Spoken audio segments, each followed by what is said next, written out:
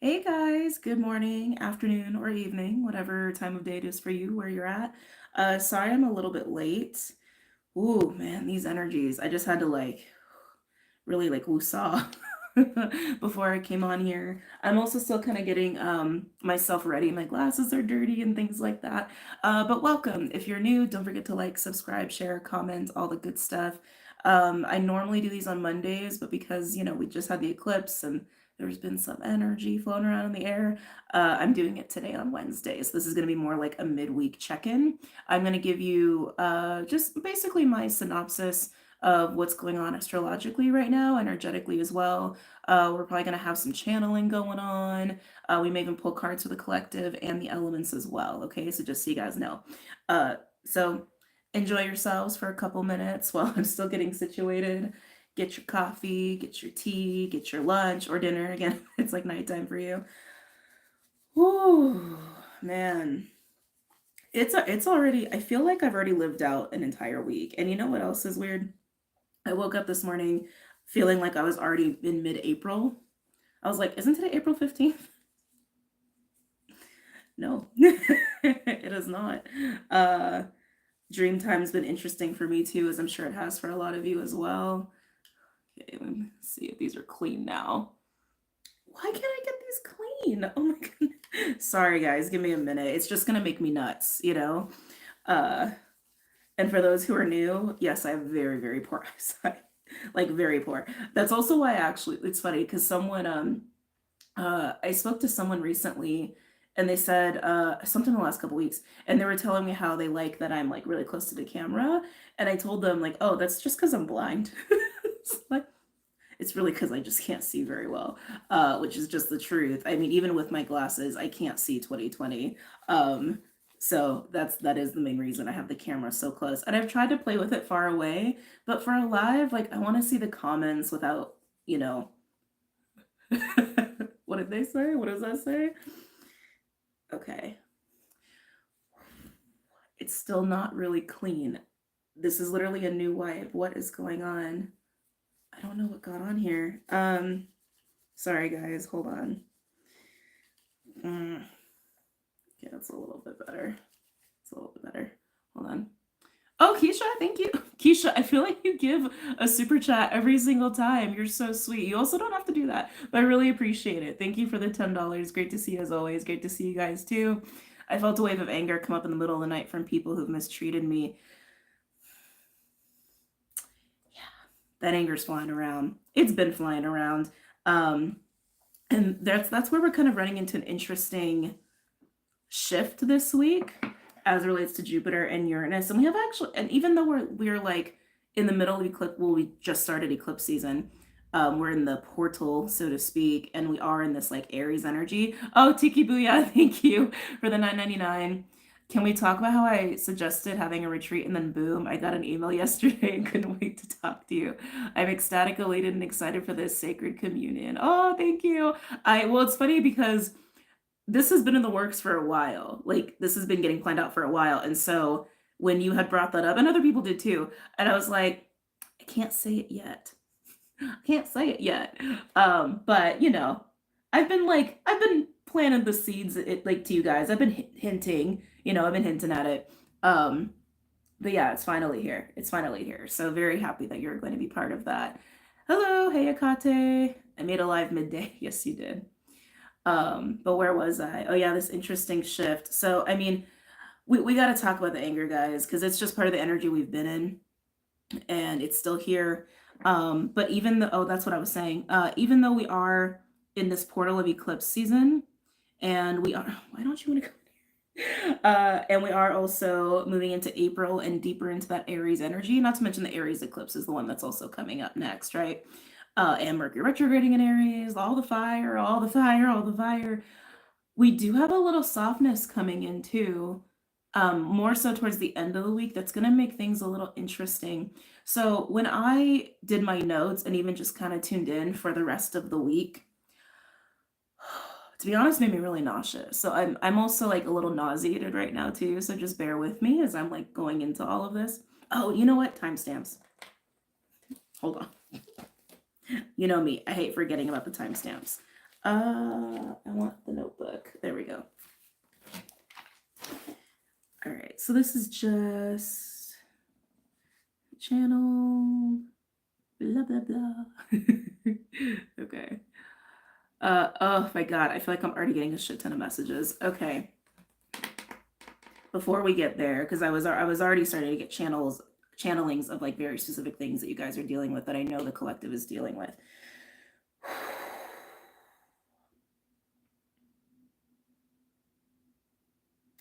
So the energy with this week, you see how much like pausing I need to take? It's very high energy, the energy that we have this week. Now, as we moved into this week, we had a lot of anger.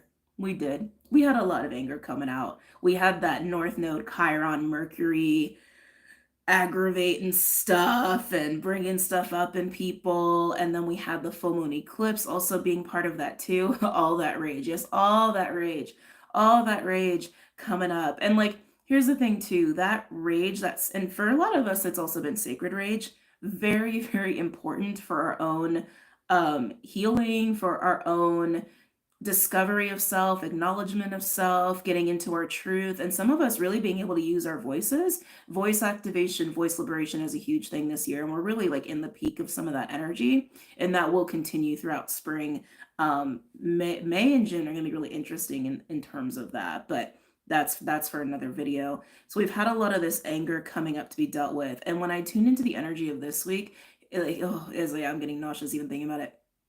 Here's the thing about that anger is still there. That anger is still, it feels like it's literally just floating out in the air, like we're breathing it, which I know how that sounds, but that's also how it feels, even energetically. Like the last couple of days, I feel like I've been like bombarded by a lot of that, just the collective stuff, and even people who are like personal in my inner circle too.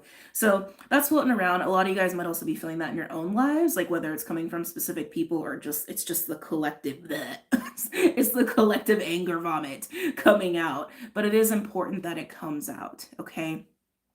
So we have that going on, and then I got into this like, I don't want to say paranoia, but that's kind of how it's coming through. And I don't think everyone's experiencing that. I think people who may be experiencing paranoia are people who are not dealing with their own stuff, okay? People who are not really acknowledging their own fears, or even like maybe they've acknowledged their anger, but maybe they're not acknowledging where the anger really comes from, the hurt that it comes from, which also could be tied into fears. I was getting a lot of, oh my God, just projection city. It's like even just talking about it is kind of exhausting. Like we're all getting this anger out, and then people who are not looking within, not looking at themselves, not centering themselves, it's almost like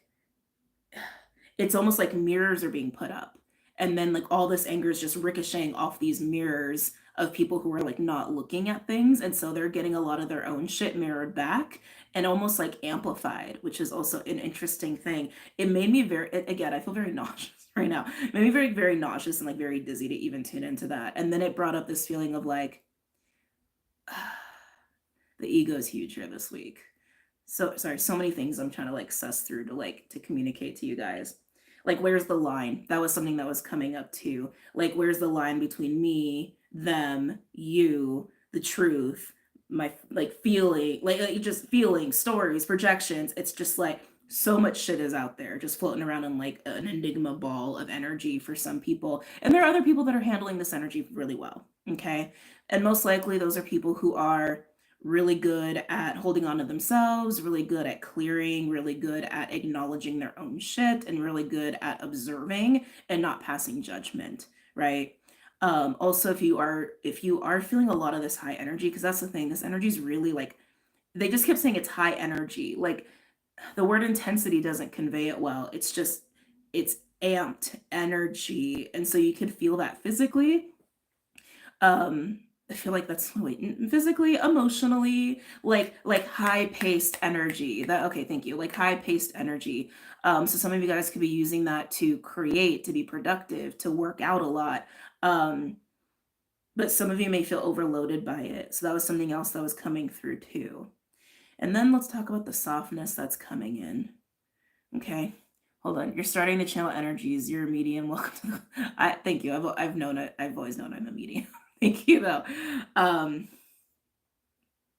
so coming back to the softness, there's a little softness that's going to come in towards the end of the week, but it's also going to coincide with this shift of energy that I'm kind of excited to talk to you guys about. When I looked at the astrology, I was like, oh, it's here.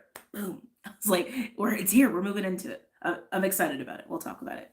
But the softness that's coming in, it for some is adding to the confusion because we've been in this like high paced anger, irritable, bleh, like kind of energy. And then it's like we're going to start to feel more of a pull on our hearts, more of a pull on compassion. It's been there. It's been there for us to tune into, but we're actually getting pushed into it more by the end of the week. And I can feel it. It almost is like a little bit of a jarring like misstep of wait, whoa, wait, why am I feeling this? Why am I feeling like that? And again, for anybody who's been really struggling to just look at themselves, it might feel even more jarring for people in that boat. But like I said, this is coinciding with another big shift that I am excited for. Oh, the nausea. Oh, that I am excited for the collective. And the way you experience this shift is going to be different for everybody because it's also going to rely on your own ability to observe and perceive and how you attach feelings or don't attach feelings, etc. Jupiter conjunct Uranus. Maybe you guys have heard people talking about this. I don't know. I've been a little preoccupied to be seeing what people are talking about astrologically the last couple days. But Jupiter conjunct Uranus, we're about to get the first taste of that. We're about to get the first taste of that at the end of the week, and that's actually going to peak on April 20th. So we're going to be in that for quite a while. When Jupiter is conjunct Uranus, it's for me, it's like a foundational shaking is how Jupiter conjunct Uranus is to me. And I almost wanted to equate it to earthquakes a little bit, like earthquake foundational shakeups. Now, don't get scared. Activation warning. Exactly. Imagine yeah, exactly. Activation warning. Yeah, activation warning. I think someone had asked about the nausea. It's really more relating to just the energies like I'm channeling and moving through right now. Like honestly, like I don't always get nauseous when I'm channeling. I usually like if nausea comes through me, it's usually because there is a lot of anger or there's a lot of density, or there's like a lot that whatever I'm channeling is really wanting to be dealt with and it's not being dealt with. That's like usually in the times it happens. It's not often. But anyway, coming back to Jupiter conjunct Uranus. Like I said, we're getting the first taste of this energy towards the end of the week, and then it's going to build and build and build and build until we hit the peak of it on April 20th. Okay. Now, again, don't get scared. Don't get scared because, like, honestly, this could be really amazing because, like, the way that it came through, too, they said the light will crack through, right? The light is going to crack through the quakes. For some people, this can feel like an ego shattering. Some people might, there's a lot of ego energy floating around in all this energy too this week. But Jupiter conjunct Uranus can feel like an ego shattering. It can also just bring really sudden events, really sudden changes or epiphanies. Okay, because it also can relate to the consciousness because we are talking about Jupiter with Uranus, right? So it could actually be like a whole new level of awareness that you're going to just suddenly move into. And it's like, whoa, and all the clarity that comes with that. That could be pretty amazing.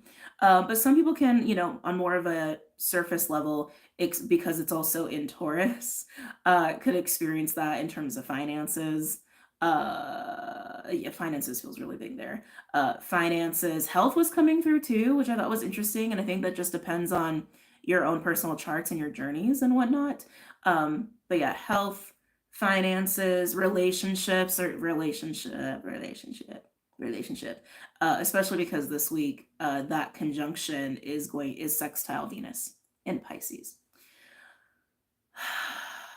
But when it comes down to it, it's going to bring up foundational quakes for the light to crack through, for the light to break through. Okay. So don't be scared of it. Just embrace it. Just embrace it. I feel like all relationships are being rebooted and reconfigured. If they need to be, If they need to be. If they need to be, I think that's happening. I think there are also some relationships that are deepening. I think there are new relationships coming in. Like it really is just dependent upon what you're aligning yourself to, right? And then the proper alignment will happen externally. But that's what's going down this week. That is what is going down this week. We can get a little bit more into the astrology. I feel like I actually covered like the important astrology. But yeah, let's do that. Excuse me. Where are we at? 1535. I'll just do 1540. Okay. So I just got finished talking about the foundational quakes that Jupiter conjunct Uranus. I feel like this camera is off. Oh, look at that. So much better. That Jupiter conjunct Uranus is bringing for us. And again, we're going to be in this for a while. I keep feeling like right now we're in April. It's like the most, like mid-April. It's the most bizarre feeling. So maybe that's also what it is too. I feel like wherever I woke up today, like wherever my consciousness is like it like really close to the energy timeline wise, I think right now. So I think I'm just really, really in tune with it. But because it is sextile Venus, like I said, this could also pertain to relationships. But Venus being in Pisces, it also can create these quakes or events or epiphanies that are also down, like related to downloads or inspirational creativity as well, or even things that you might want to heal. And that was something else that I was getting to, is like part of the softness that's also coming in is like pulling on our hearts to resolve things, mend things. And I think I mentioned this in maybe one of the last two weeklies about like we might be pulled into conflict or might be pulled into it's interesting. I know I didn't say burning bridges, but that's what wants to come through right now, into burning bridges. And later there might be apologies that are had. There might be a, hey, like I see this differently now being had. And some of you might experience that a little bit this week, but I think that's more to come. I keep feeling, I was like now because we're in mid-April and like we're not in mid-April. Really more so after the April eclipse. Okay. Yeah. Yeah. Just saying if there's anything else I want to mention before moving on to the next cluster of astrology. Yeah, because I covered that one pretty extensively already for you guys. Now, don't forget, April 20th is when this energy peaks out. I will say, too, before I move on, the signs that are going to be really affected this week, earth signs. Earth signs, Aries, I would say Pisces too, but earth signs, man, it's like you guys are getting kind of hit like all over on the astrology, which isn't bad. It just is what it is. So when I say feel it the most, like if you have a lot of earth placements, you'll energetically feel the intensity the most. Okay, is just what I mean by that. But let's move on. Yeah, this is the energy that made me kind of nauseous. It's like this next cluster of energy, even as I tune into it, it just makes me very, very dizzy. So we have the Sun in Aries trine Pallas Athena in Sag. Pallas Athena is playing a big role this week here. Okay, Pallas Athena is also square Juno, and then Juno is opposing Mars, and Pallas Athena is square Mars. So you have this like really weird dance between Mars, Juno, and Pallas Athena. Mars being in Pisces, Juno being in Virgo, and Pallas Athena being in Sagittarius. Okay, and they're mostly squares. I didn't even look at it. I'm like, but they're mostly squares, and you have that opposition. The only one that's bringing in a sense of, is that trine between the Sun and Pallas Athena. But so how is all this working? That's the thing, it's kind of not working. That's why it feels kind of like bleh. So Pallas Athena and Sagittarius is really driving us to wanting to harmonize things that maybe have been a little disrupted from the energies recently, and even things that we want to like put our energy into. It's like it feels like this dance of, okay, messes were made here or things have shifted here, but I also want to shift things here. How do we configure? How do we harmonize? How do we resolve? But especially in terms of like when Juno and Mars are at play like that, that also can pertain to relationships. And then you have, and it's in Sag, right? Pallas Athena being in Sag, it's still that very, it's still that very like fiery, fast, high energy, but like wanting to do it from a higher mind way. And maybe even wanting to utilize communication to do all of these things, right? But then you have that Mars Pisces. Mars in Pisces wants to act out of the heart. it wants to act out of the soul. It wants to act out of compassion and empathy.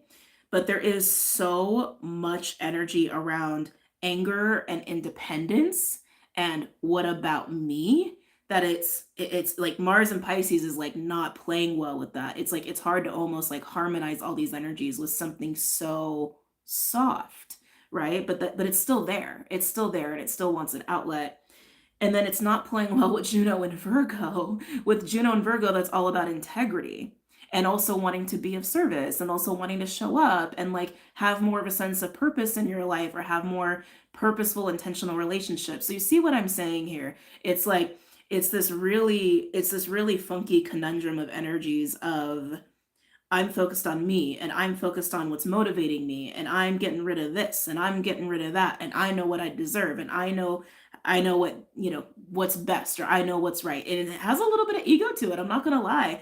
Like there's also this energy this week too of very high ego driven behavior that we're going to like basically crash into Jupiter and Uranus conjunction to shatter it, right? And then you have the pull on the softness. So you see what I'm saying? It's like we're going from really, really high energy to suddenly little quakes are going to really shift our perspective on things. And there might be some humility that needs to be had. There might be some forgiveness that needs to be had. Um, yeah, so it's very, very funky. It's very, very funky. So, however you navigate this particular cluster, I mean, like I said, Earth signs, Aries and Pisces are going to be feeling this the most. I would say in this particular cluster, I mean, Sag is driving a lot of this, but so is Virgo. So is and Pisces, but Sag is driving a lot of this one. Yeah, when I wrote in my notes, irritable, restless energy, confusion and tension of what the heart wants, what the ego wants, high alert energy. I was starting to feel the paranoia there too. Strong desire, motivation to harmonize, resolve via communication, and also taking the reins and trying to take control over situations. But it just feels like, at least as far as relationships go, or trying to come from a place of just like soft, loving compassion, little difficult. Little difficult here. Typer funky. Hi. Yes, definitely. I'll be honest, I don't like that energy. I don't even want to talk about it much more. So if you're finding yourself a little confused this week, if you're finding yourself a little torn this week, it's par for the course. Just do your best to just always come back to self. That's my best advice this week. Just do your best to come back to self as often as you can, and just be as honest with yourself as you can. Yeah, that's my best advice this week. Any fixation on the external probably just going to add confusion. So don't get too fixated on what's going on outside of you. Okay. All right, moving on. So continued energies. So the next stuff is like, energies we've been in for a while. This is just continuation of these more long-term energies that we've been dealing with. Like, all around Mercury and Aries. You guys heard me talk to death about that the last couple videos. But Vesta is still key here. And this is also going to bring in some softness because at the end of the week on Easter, Vesta moves into Cancer. Which Vesta likes Cancer. Vesta really likes being in Cancer as opposed to Gemini. Not that like, nothing wrong with Gemini. I love Gemini. But Vesta being in Gemini is very restless. Like Vesta wants to put energy and time into what feels nourishing for the soul, a sense of purpose, a calling, right? And in Gemini, it kind of is just really scattered. But Vesta will be moving into Cancer at the end of the week, which is going to actually help ground a lot of this energy too and kind of bring us back into the heart space a little bit more. Something else that's interesting that I didn't write in my notes, I did talk about it during the Full Moon Pisces live. Vesta will be working with Betelgeuse this week. Y'all heard me talk about Betelgeuse. I'm a little obsessed with Betelgeuse right now. Little tangent. I went stargazing last night, which was interesting. I haven't done that in a while. But I was like, I realized I was staring at Orion and I was like, oh, there's Betelgeuse, and just trying to like tune into that and just be in that experience. And it was all like red and flickery, and I don't know, I'm just mentioning it might be for a reason. But as Vesta works with Betelgeuse is associated with war and carnage and the gains of war, the honors of war, the wealth of war. It can really be associated with more of these older paradigms of distorted masculine energy, or literally like the carnage of war. And it's also relates to how you wield your weapon, your sword is going to match the consequences you receive. So it has a little bit of a karmic flavor to it as well. So you have Vesta in those energies working with Mercury in Aries, while Mercury is also working with Eris, and we've already been in that place of expressing anger, expressing our truth, and getting in tune with that. And now here it is working with Vesta, trying to anchor that into our sense of calling and our sense of purpose and what can make us really happy. I feel like that's a very beneficial thing. I just think the Betelgeuse energy might also coincide with these quakes of clarity where the light cracks through, especially because it's happening towards the end of the week when Jupiter actually starts to move into the stronger part of the conjunction with Uranus, where the light cracks through. So don't be surprised if you're going to also get a first taste of this whole Mercury retrograde lesson of how are you asserting yourself and how are you using your voice, even if it's a newfound voice, and are you doing it with integrity?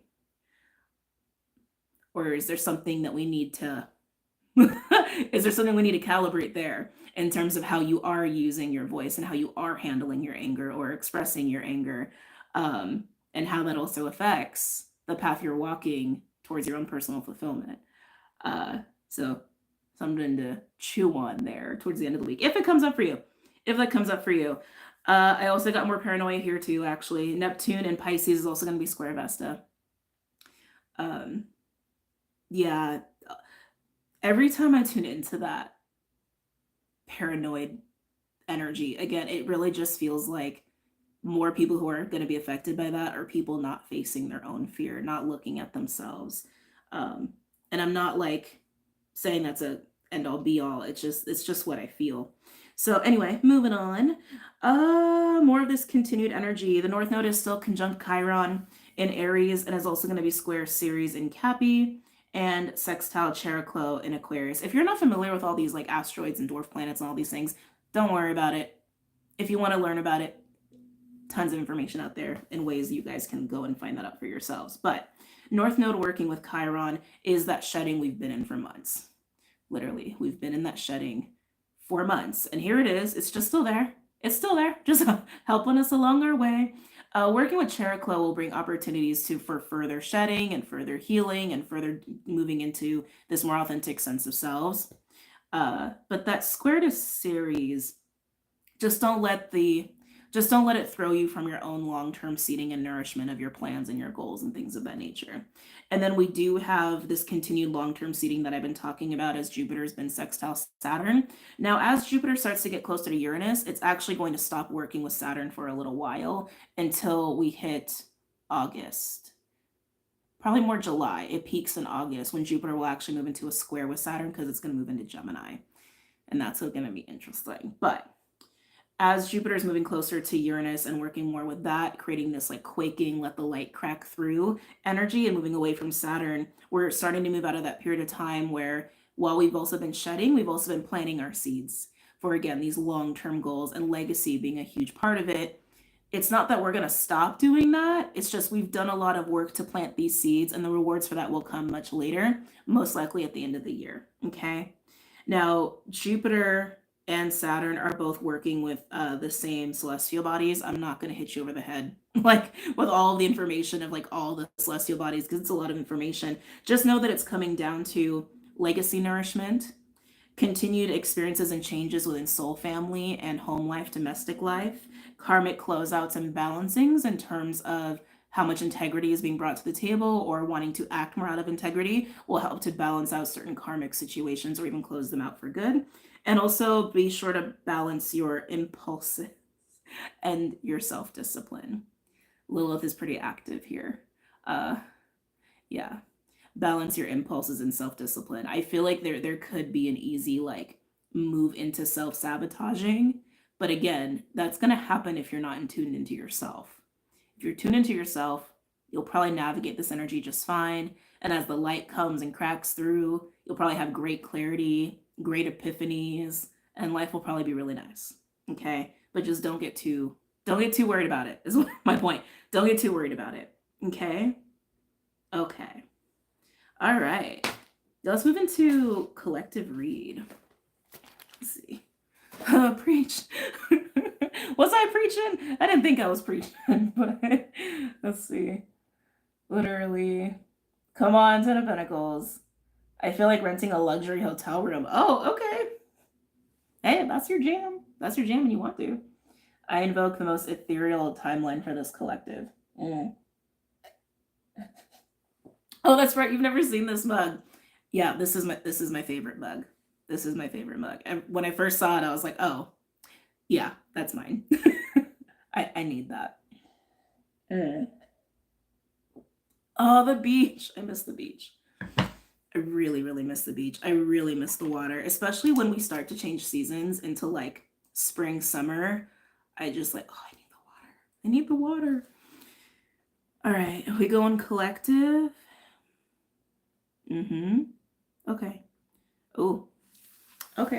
Hold on. Some decks want to come out that I don't use too often. Okay.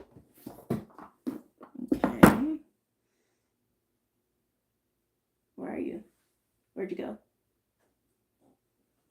I still don't have a name for the goddess deck that we birthed. Was that on Patreon or was that here? I think that was on Patreon. I feel like I'm gonna have to cover my head in a second. I can already feel it. Okay. Okay. All right, so we're gonna get into the collective read here. So the decks I'm going to use for the collective read, again, all the decks that I use are linked below for your convenience. We have the Goliath Tarot deck. This is a Shadow Shamanic deck. And then I did another combined deck. Anybody who's been with me for a while knows I'm a fan of doing this. So I can't remember all the names of these though. So Goddess Power Oracle, and I want to say this is literally just the Goddess Oracle, Goddess Wisdom Oracle, something like that. They're both listed below, but these are decks that want to come out for the collective.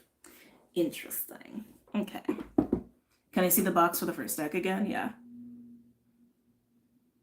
Yeah, the art on this one is pretty amazing. I just wish it came in a smaller size. Because she a big girl. She's big. She's very big. But it's a pretty amazing deck. Yeah, I'm going to have to cover my head. Birthing that deck was so fun. Yeah, I want her to have a name and she doesn't have one yet. She hasn't given it to me yet.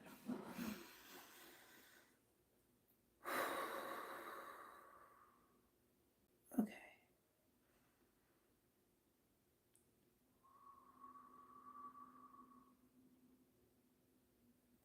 As we move into these softer energies, and I think that has to do, I think this is really having to do with Vesta moving into Cancer. So just talk about Vesta again for a little bit. Thank you. They said White Rabbit is also playing a role in this too. And I didn't talk about it here, but it's also in Cancer. But Vesta is very feminine. Vesta is literally called the sacred flame in astrology. She is the sacred flame. Sometimes she's also seen as like representing virginity or like purity in that kind of a way as well. But it really comes down to sacred flame, right? Blueprint, your soul, your passion, your own light, your own magic, right? And really putting a lot of yourself into that. Honoring that. Thank you. Honoring that. Moving into Cancer. I want to choose my words carefully here because I know the word that wants to come out and I'm like, no, that's not the right word. There's a better word. I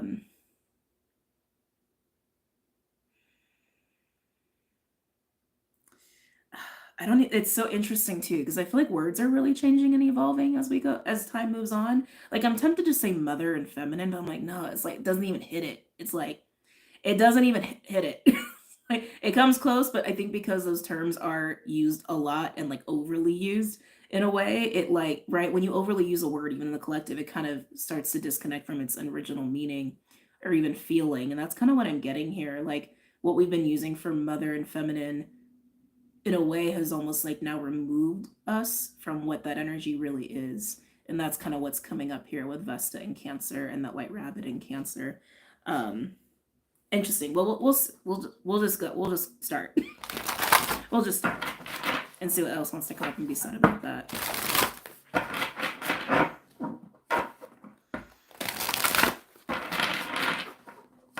Any messages or insights for the collective?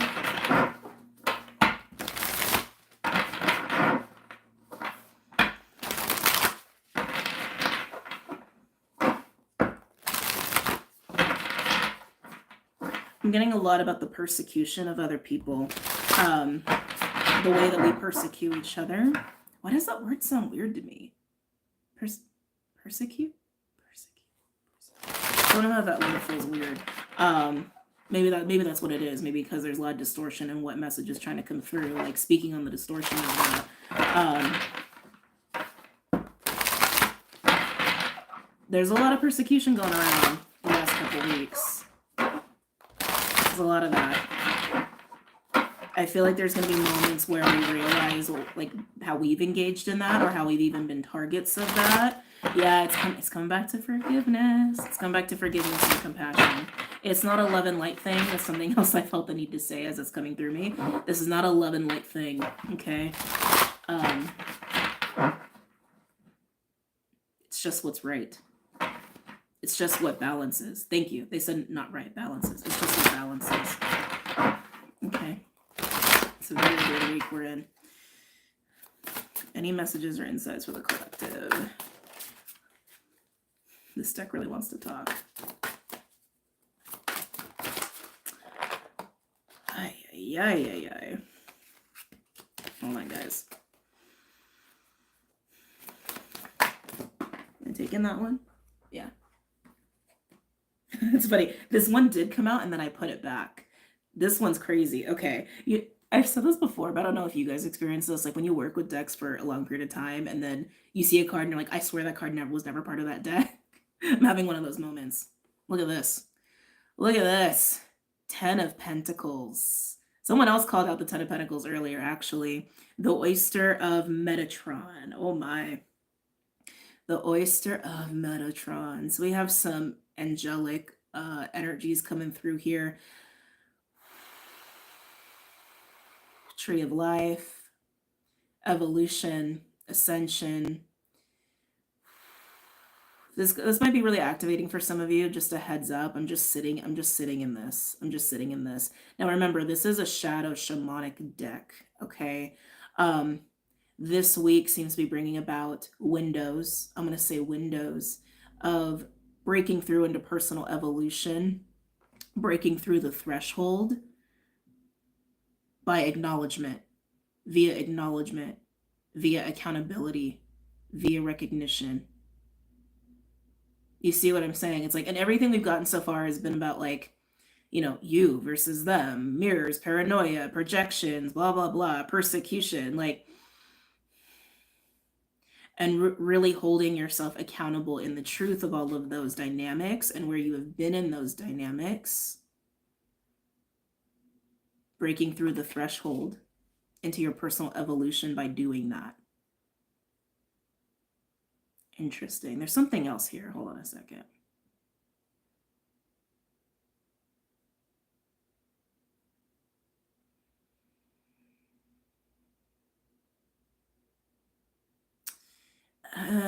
Okay, so this is like some shadowy stuff that's coming up, and this could be pertaining to you or obviously anybody who's there's so much projection shit or projecting anything onto you. You guys know how it goes.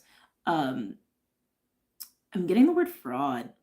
Definitely some of you have been dealing with some imposter syndrome. I can see I can see that. I can feel that. You may be projecting on other people that they are fraudulent, or people may be doing this to you. This feels recent. Just meet it with that level of integrity, okay, that we've been talking about. Just meet it with that. Even if it's you needing to take accountability for that. Okay.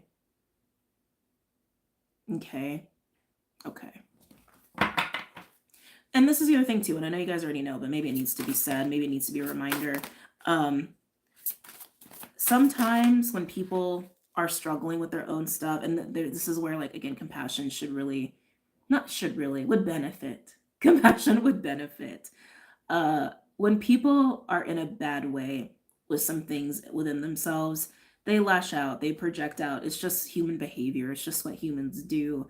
And And even if they are being antagonistic, or even if they're trying to make things personal as it pertains to you, right? To see it for what it is, to see it for what it is, and also be very aware of your own energy, right? Because if you kind of come down to that vibration, then you know, needing to be accountable for that too, just for yourself, not necessarily for them. It's like, yeah, this is all about having really high integrity around energetic exchanges and around emotions and how you respond and react out of your emotions. It's very interesting. Anyway, let's keep going. I swear I've never seen that card before. I've had this deck for years. I've never seen that card before. Any other messages or insights for the collective? What were we just talking about? Frauds, imposter syndrome, the mask. I know the visuals are kind of intense. The mask, literally the mask, the hidden wolf.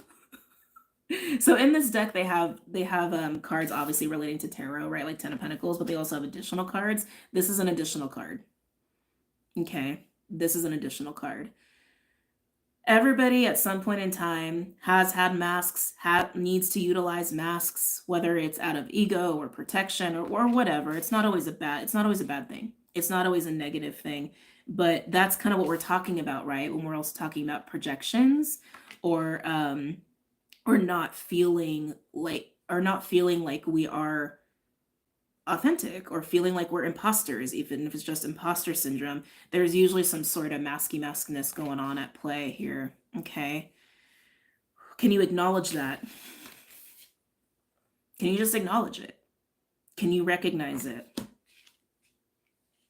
and allow yourself to move through the threshold, even if you're acknowledging it about other people, right? And then not allowing your energy to be compromised because of it. Again, just integrity and accountability there. But compassion is key for that too. Compassion is key for that. I'm not telling you to like love on your enemies. I'm not saying that. Okay? Not saying that. It's just having compassion for a human being being a human being and where they're at in their journey, right? Even if you don't express it, maybe you just carry that within yourself. Okay. It's a very interesting messages today. And maybe there are people around you learning to do that with you, right? Anything else for the collective?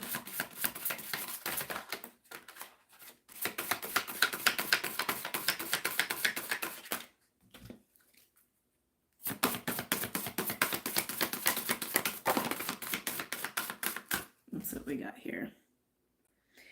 Ooh. Death. Not two surprises out here, right? We're talking about change. We're talking about, you know, getting to the light, letting the light crack through and all of that, taking off masks. Death, the metamorphic moth. God, I love the art. Love the freaking art here. And I'm just keeping it real. Some of you, this is about your own mask. Your own mask, okay? It's not always so much about others. And maybe that's the other thing too. Remember what I said about the whole like mirrors and projections like bouncing all over the place and almost being amplified? If there's a mask that you're not acknowledging that's yours, it's time to acknowledge it. Not that it's time, it'd benefit you. Always trying to be careful with my words. It would benefit you. It would benefit you to acknowledge that and make the shift so you can move past the threshold. Okay. Let's see what we got on the bottom. Ooh. Interesting. We have caution. This is also one of the additional cards. The heedful mouse. And something else that I noticed that's underneath that, we have the 7 of Swords underneath that as well. It's it's time, Simba. It's time. By the way, guys, definitely check out Divine Phoenix Rising Tarot. He's amazing. I love him. I adore him. And he knows it. Okay. Caution and the 7 of Swords in the overall. Remember what I said about self-sabotage and projections, right? Again, I don't want to beat a dead horse, but you already know I've spoken on that. And that's also what I'm feeling here. The snake imagery is also like really crazy. Really, really crazy here. This is the other thing too. I feel like there's going to be this reflection for some of us on how to navigate navigate relationships where there is a lot of that going on. Okay. Whether it's from both of you or it's just one-sided. Because how do I want to say this? Most people have good intentions. Okay. Most people have some good in them. When people get triggered, when people feel threatened, even if it's just because maybe you're here, maybe you're really just authentic and in your essence, right? And maybe you're not masking, but they are. That can feel very threatening. And what happens when an animal feels threatened? They lash out. When an animal feels threatened, what do? They eat someone else's eggs. Right? They go, ooh, prey. That'll make me feel safe. Whether it's even intentional or not, a lot of that is purely animalistic and like ego driven and like instinct driven. I hate to say it, but it's just true. We are animals at the end of the day. And I'm getting a little bit of that like animalistic response, like how to navigate relationships with people who are acting from that place. That's going to be up to you to figure out. That's going to be up to you to figure out. That's going to be up to you to figure out. Like, is this person really a threat to me because they feel threatened, or vice versa, right? And is that something that can be worked through or not? And again, this is also emphasizing self-sabotaging behavior, so just be mindful of that as well. And I just have to say, because the imagery is like crazy, so the card underneath that, the Two of Cups. So look at this progression of energies, just even in the illustration. Look at this. Caution. Seven of Swords, and then the Two of Cups. So again, just really emphasizing these weird projection mirroring plays off of other people within our relationships. And sometimes one masks, sometimes both masks, right? This is not going to happen between individuals who are here. Because there's nothing to mirror off of. There's nothing to project. It's just truth. It's just truth meeting truth. There's nothing to project there. But a mask and light, what happens? Projection, bouncing all over the freaking place. You all know what I'm talking about here. But look at that. That's kind of amazing. The other thing that I'm getting here too, when it comes to those of you that are wanting to acknowledge this part of you, any masking that you've had within yourself about yourself, you can go there, right? Death. You can go there and meet yourself. Meet yourself. Meet yourself. That wanted to be said 3 times. I'm going to say it 4 times. Meet yourself. You can consider this shadow work. You can consider this moving into a united place within yourself in all aspects of self. You can consider this healing yourself. Words don't even matter. You understand what I say when I say meet yourself behind the mask and move past your threshold into this. Okay? Yes, interesting week. All right, let's pull from the Goddess deck and then we'll get into the elements here. Yeah, we'll just put you there. The precious thing inside the egg. I feel a lot of integration. Yeah.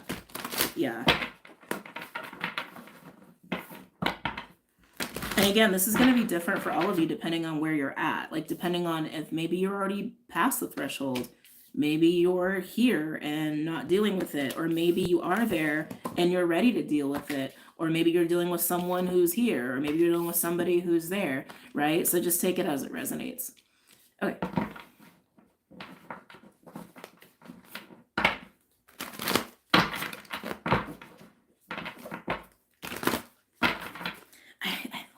I know we've said it already, but I can't stop feeling it. I feel like, I feel lashing out. I do. I can't stop feeling it. I feel lashing out and I feel accusations and blaming and finger pointing. And I'm not saying you guys are doing that. I'm just saying I feel it in the air.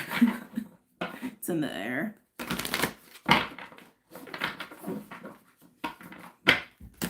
Any other messages or insights for the collective?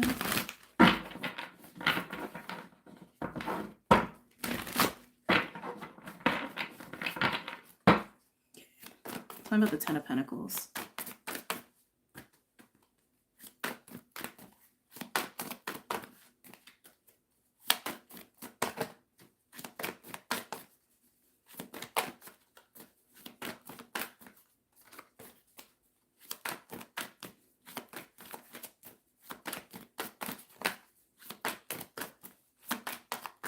What about the Ten of Pentacles?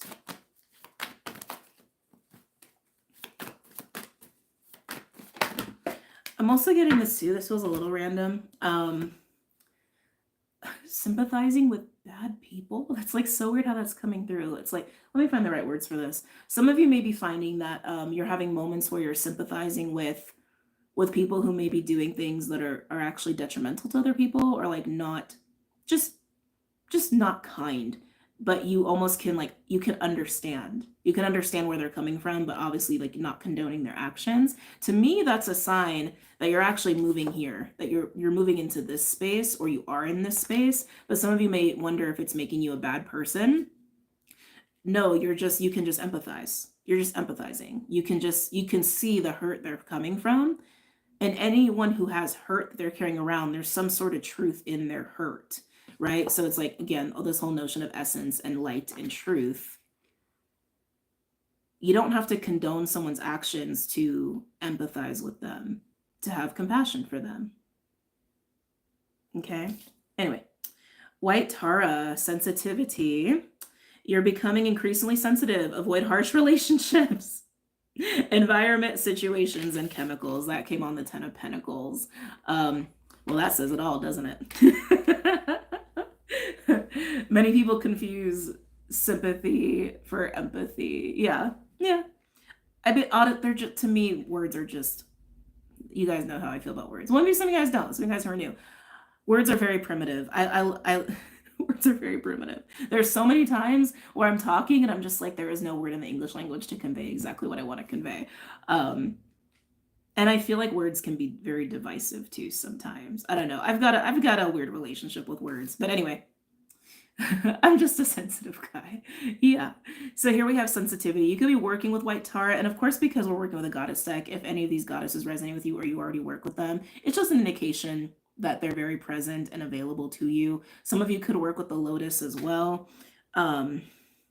Yeah, it is what it is. It is what it is. This is moving into sensitivity. This is moving into more of that light, true essence, right? You could even say compassion. You could even say love. All words that are very similar as far as context is concerned. Okay. Moving on. Let's get into the mask.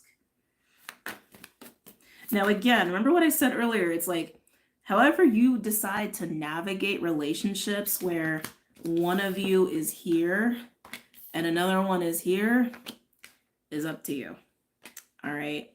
It's not always going to be the case for everybody where you're in these like opposing energies like that. Because again, you two might be here. If you both are here, there's no problem.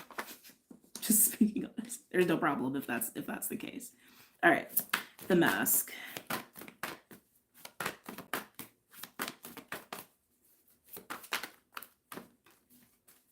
The mask. Tell me about the mask.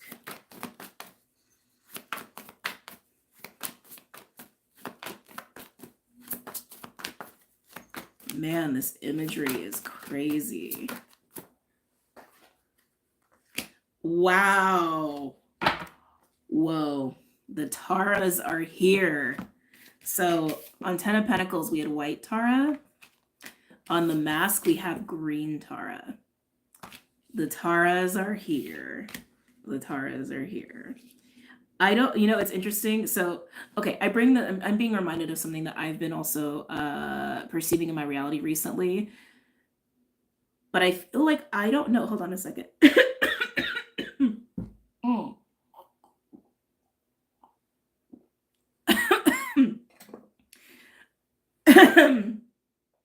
But I feel like I don't know enough about the Hindu pantheon to say this definitively, but I don't know if the Taras are related to the Marys. I wouldn't be surprised. Like I said, I don't know enough about that pantheon to say yes or no, but like the Marys have been coming up for me personally a lot in my reality, which I know they've been coming up for other people. They've been coming up in my reality. And the fact that we have the Green and White Tara here, I'm just like, wait a minute. It's like, I just got reminded of that. So if anybody can confirm that, if anybody's very familiar with this pantheon, by all means, Mention it in the chat. But Green Tara, start delegating. Ask others, including me, to help you instead of trying to do everything by yourself. I keep feeling like this is about being seen with the masky mask.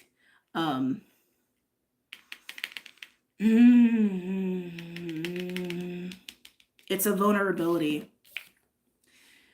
The mask, whether this is you or someone else, right, or just many people around you, again, this is a collective read, there's a lot of vulnerability behind the mask, which is why there's this feeling of threat.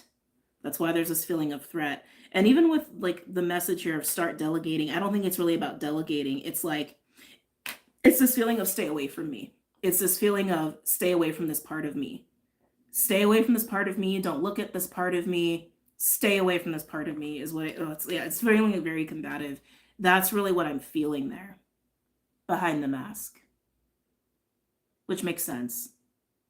It makes sense. So if you're struggling with this, what part of you, what is really like, what is that part of you that you don't want anyone to get close to, that you don't want anyone to see about yourself, or maybe even that you don't want to see about yourself?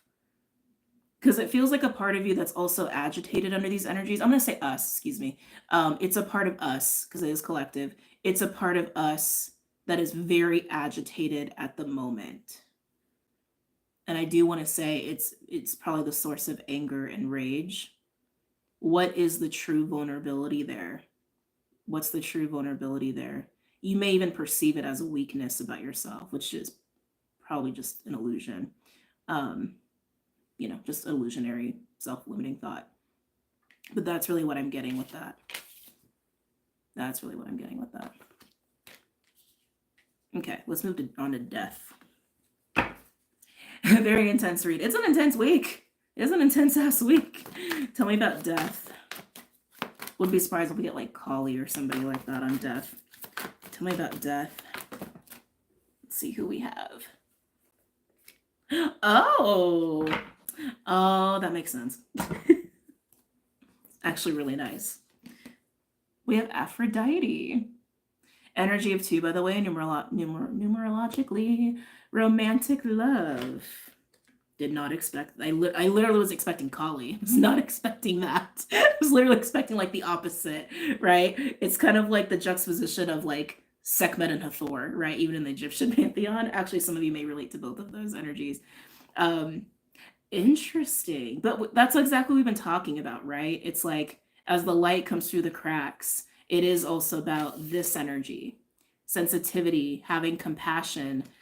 Even if you're just holding that, not even expressing it, even if you're just holding it for yourself or for others. Because it's really about the vibration. It's not always, I mean, words are very powerful, and we're discovering how powerful words are this year.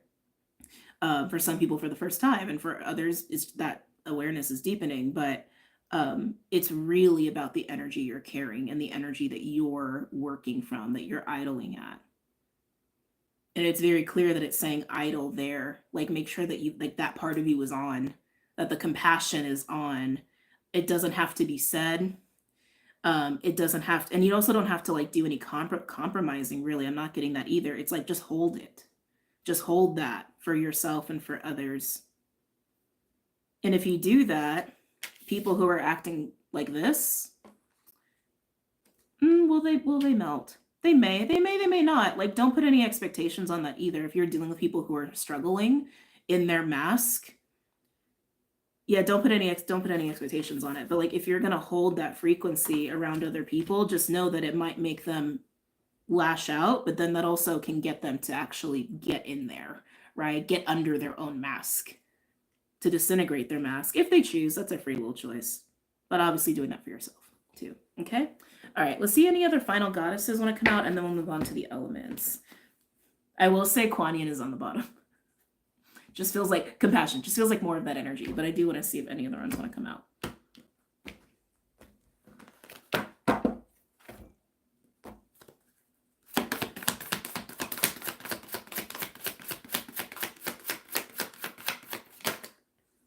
Am I taking those? Okay.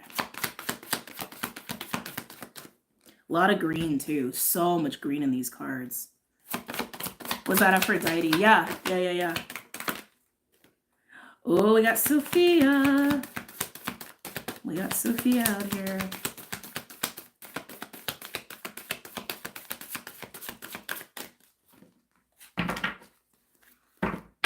Okay. So we had a big cluster come out, as I like to say. Some of these I have trouble pronouncing, so forgive me if I don't pronounce these properly. Ain, with adaptability, the energy of 1. Brigid, creative spark, energy of 8. We're in that 8-year vibration right now. And then we have Demeter with nurture, energy of 11. Demeter also has the energy of Ceres, which Ceres is in Capricorn, is very active with all this astrology right now. This was landing on the 10 of Pentacles and White Tara with sensitivity. Again, this does feel like just a focus on self and holding your own light, holding your own essence through a lot of this, and nurturing your long-term goals in the ways that I already talked about in the astrology portion. Yeah. Yeah, I feel like this is for those who are really focusing on passing that threshold into that 10 of Pentacles energy that I've been talking about, demasking themselves, if you will. But it feels like this is more for people who've already been there, who are already doing that, especially if people who are struggling with their mask, if they pull away from you and maybe you were building with them, maybe you were investing with them, just stay focused on the long-term goals that you have there for yourself. And then with the mask in green tar, we have Sophia with divine wisdom, 48. What is that? Is that a 3? Yes, that's a 3. That's a vibration of 3. With Sophia, I almost feel a little bit of divine intervention, actually. I feel a little bit of swooping in around people who are struggling with their mask, which actually I think is really nice. I think that's very needed. And even if that's you, right? So if you've been struggling with your own mask or masks, you may feel some very interesting energies around you. You may consider them angelic energies or just very feminine energies, but I feel just a lot of coming into comfort, coming in to almost bring in that energy of compassion, softness. Yeah, that's totally how that feels to me. That's totally how that feels. It feels like someone's coming in to hold their hand or hold your hand through that process, but it feels very etherical. You may feel a pinch. Yeah, feels very etherical hand holding going on there. Which, okay, thank you. Allowing people the window to see their own divinity is how that came through. Which could also include you. So just sit with that for a second, because I felt that actually was very there's a lot in that. There's a lot of energy in that. Holding the hands of those who are struggling with themselves, their own mask, their own truth, and allowing them to see their own divinity. Yeah. So if any of you work with Sophia or just feel very resonant with this energy, I'll call on it. Obviously call on it, okay? Overall, we have Isis. I love Isis. Rebirth, 25, breaking down to a 7. And then we have Gula with healing, 19, a cyclical energy. And of course, I love it. We end on Uzume with humor, 50, breaking down to 5. Uzume is kind of fun. If any of you haven't dived into other pantheons, Uzume is kind of cool. I like the way she's described, even though, to be honest, sometimes they describe her as they kind of look down on her, the way she's written about, but I think that's probably because men were writing about her, just speaking honestly. Uzume was all about the party. Uzume was all about let's drink, let's eat, let's dance, let's laugh, let's have fun, and let's just do what let's just do us. She didn't take anything seriously, which to me I think is very fun.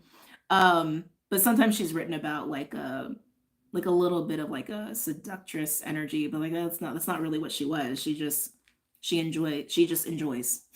She enjoys. But I love this progression of rebirth, healing, and then literally just laughter and joy, right? Breaking from the mask, getting down under the mask to break through the threshold into that, I almost want to say exalted sense of self, and then to just joy. Feels really nice. Wow, that was a collective read. That was something. But we are going to do the elements too. If I can find my notebook. Where'd you go? Oh, there you are. Okay. Pen. All right.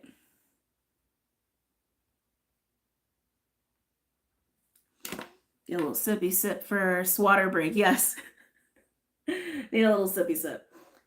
Imagine the lives we would all live if we weren't so focused on the external. Yeah, exactly. Or so busy trying to like point fingers at each other too. Like, eye roll. Oh, thank you, Roden. Oh, you're welcome. You're welcome. We're not done. We're not done. I just needed like, just a few seconds of just before we dive in again.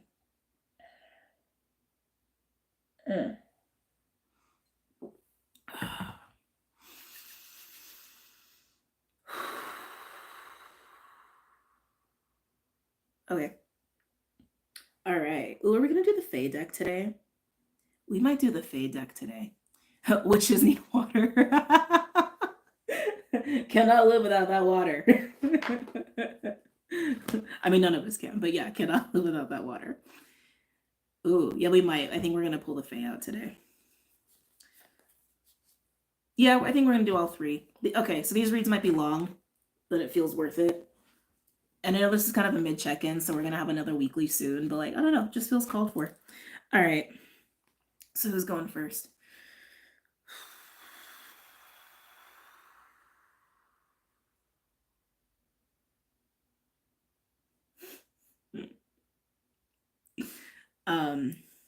Fire, not what I expected. And it's funny. So, okay, a little bit of story time too as I'm doing this. So Leo was calling me super strong in that moment. And it's funny because I tried to record Leo last night for the sign readings. I tried for an hour. I'm not even like 40, no, more like 45 minutes. Like 45 minutes to an hour of trying to do Leo. And it wasn't happening. Had all kinds of weird tech shit. And I'm like, okay, for whatever reason, I'm not supposed to do Leo right now. I'm not gonna lie, the Cappy in me was not happy. The Cappy in me felt very annoyed. But it's interesting because I'm like, oh look, Leo is still like Leo in. So fire signs. What is it with Leo? No, what is it with Leo? I don't know. Okay, so I will share this because like I did see, anytime I go in to do a sign reading, I do get visuals, and I saw something so specific for Leo. And like fire signs, I apologize. I know Aries and Sag are like, what the hell? Is this reading for us too? Yes, it is. But I will get to Leo probably today, but I feel like it's important to share it here because maybe it applies to Aries and Sag too. But it was really interesting. I saw a heart with a sword like going right down the middle, just one. And then I saw a crown that went all the way around the heart that had this sword in it. And I was like, fascinating. And I swear I've seen that somewhere. Like, I swear I have seen that image somewhere, and it was driving me nuts because I couldn't place it. Um, but to me, that felt just like a coming together of like a maturation of self. Um, like if I were to tune into it right now, it's like, well, actually, something about that feels very closed off too. I was gonna say like reaching a pinnacle of emotional maturity. Um, Wisdom as far as like when to act, when to speak, like how to discern. And then the crown to me just feels like integrity. But I don't know, something about that now feels guarded, which is interesting. So anyway, fire signs. Coming back to all fire signs. All right. For Aries, Leo, Sag, starting with the Fae Oracle. What's going on for my fire signs? Aries, Leo, Sag. I'm getting running. It could be an 8 of Wands energy. Maybe you're doing a lot of running these days. I don't know. But yeah, it feels more like 8 of Wands. 8 of Wands energy. You could be traveling. You could just be wanting to like do a lot. But like, it really specifically feels like rushing towards something away from something. Like a lot, there's strong motivation there. Strong motivation there. I said hit the ground running. Oh yeah. Okay. What's going on for my fire signs? Aries, Leo, Sag. Oh. We have the Singer of Initiation. So what I love about these cards, they have they're not really suits, but you could call them suits for lack of a better word, but they have these singer cards, and the singers sometimes they can almost act as aces, but they're actual vibrations, which I love. I love that. They're vibrations. You can even consider them to be like an actual sound or frequency. So here we have the singer of initiation. Is this why you're running? Fire signs. Is this why you're running? When we're going through initiation, initiations are not meant to be super easy. They're not meant to be lackadaisical, okay?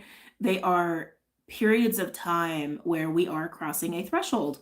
So the whole threshold theme coming in again.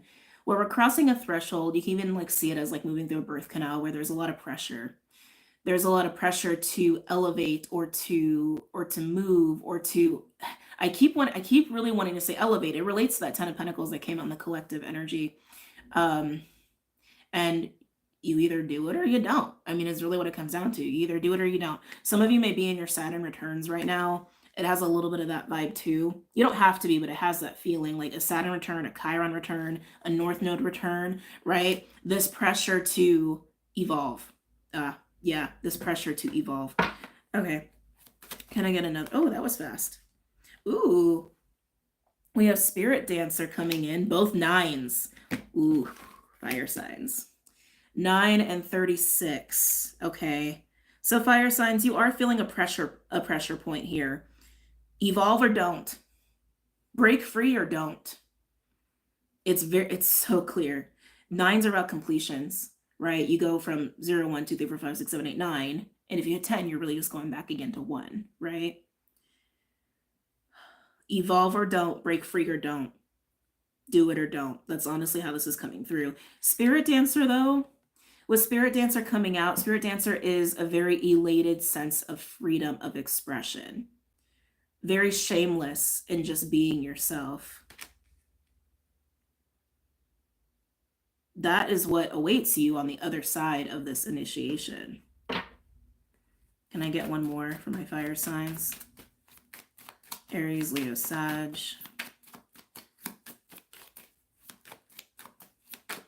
Even the way sorry, I'm just looking at the illustration here. Even the way she's against the shadows. Fire signs, again, very much similar to the collective, which makes sense. You know, we're doing the elements here, but we already did a collective reading. We're probably all going to resonate. All the elemental readings probably resonate with the collective read on some level. Can you break out of your own shadow? Can you hold yourself, your own light, your own essence in such a way where even the shadows or distorted energy of others or the masks and projections of others don't affect you? Can you do that? I'm not going to say don't affect you, don't compromise you, that you don't allow for that compromising of self. One more for my fire signs, Aries, Leo, or Sag.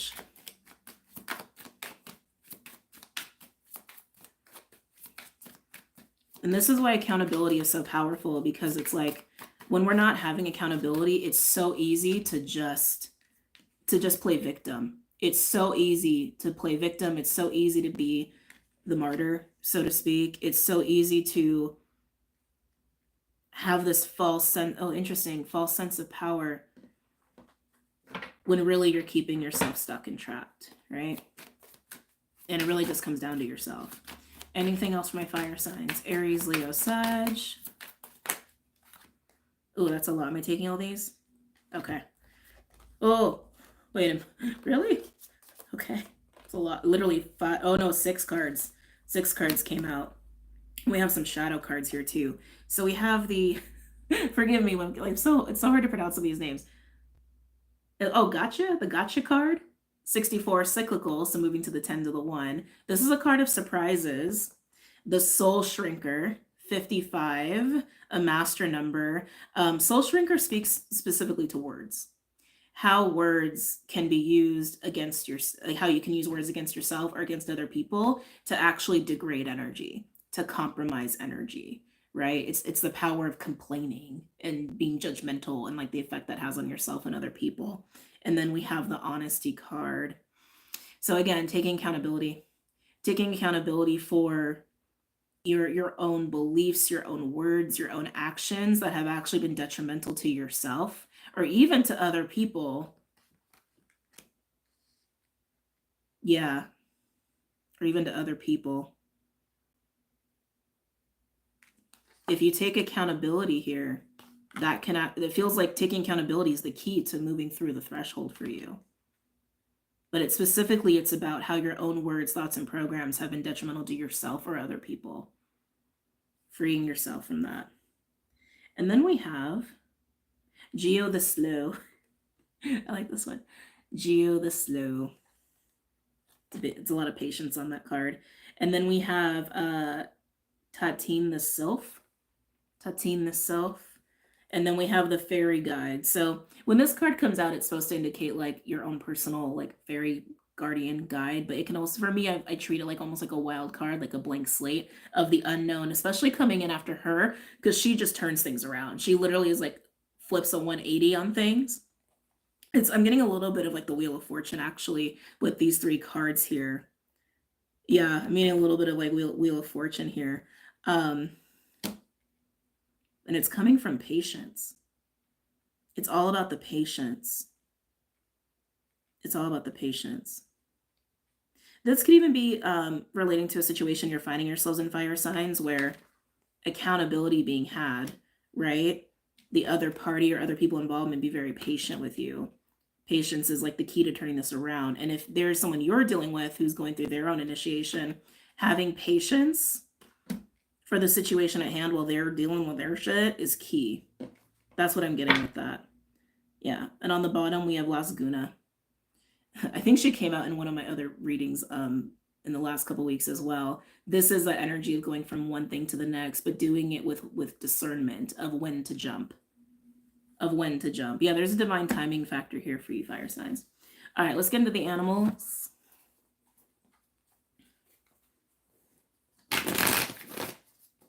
Any other messages for my fire signs?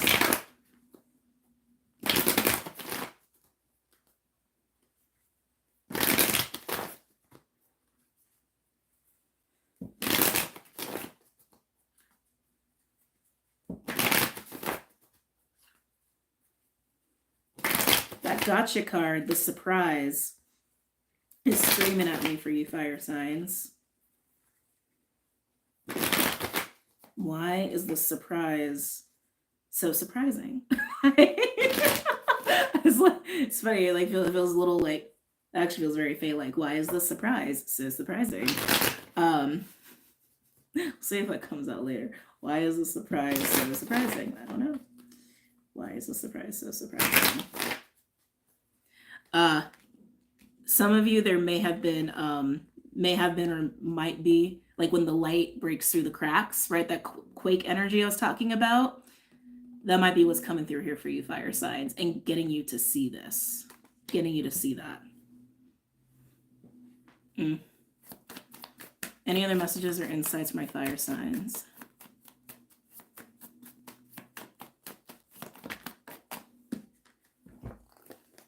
Again, you guys are getting fire signs. You guys are getting a lot of cards. We have bear. Love the bear. Starfish. Ooh, I see. And then we have camel and beaver. A lot of light being shown on something here. So with bear and starfish, this feels like an energy of coming out of the cave, so to speak, coming out of a place of isolation or reclusion, but coming out with a lot of light, like coming out with like magnetism, right? Very much like that 10 of Pentacles energy that I was getting before for the collective. So we have this energy that's illuminating everything around it. That's what that feels like to me. There's an energy that's illuminating everything around it. And then we have camel with beaver. These two together, I'm getting a little bit of a survival mode. Camel's really good at resources. Camel is like, I'm going to go through the desert for 40 days, 40 nights. I need my water. I need my snacky poos. I need my tent. It's like, very like practical, but a little bit more on the survival mode. But beaver is like consistent work, consistent, predictable investing in work. This feels like a very just, I just keep getting survival routine, a little mundane here. It feels like illumination's coming through. This could be in the form of a person, or it could be like what I was talking about before, the light is coming through the cracks, right? So it doesn't have to be a person. It could literally just be the energy of your circumstance or the energy at play that you're going to be experiencing, and it's shining light on this. It's shining light on this. Fire signs, I'm getting a little bit of a control factor for you. Like very planning, very orchestrated, day in, day out, A to B. There's a reason why you're engaged in this energy. It's not a bad energy.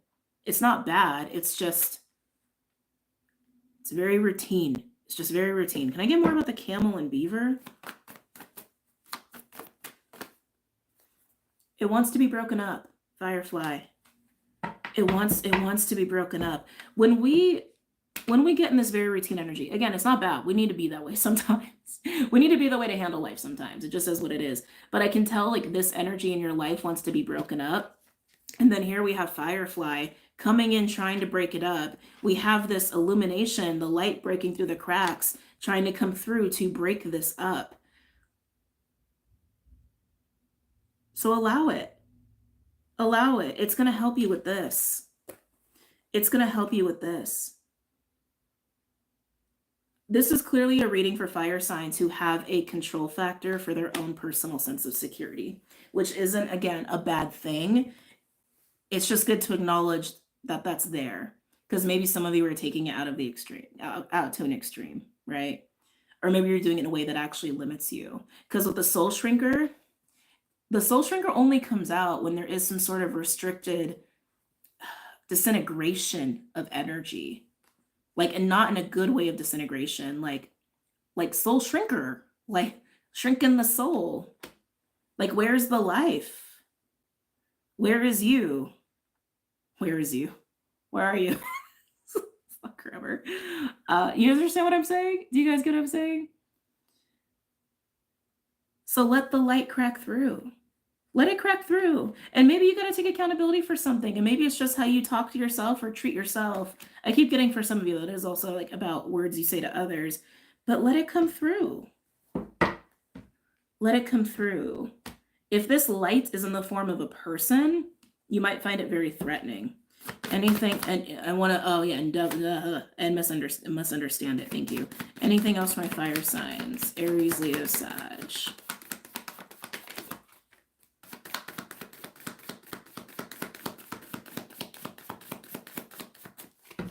Okay, last card out. I love when we get the eggs.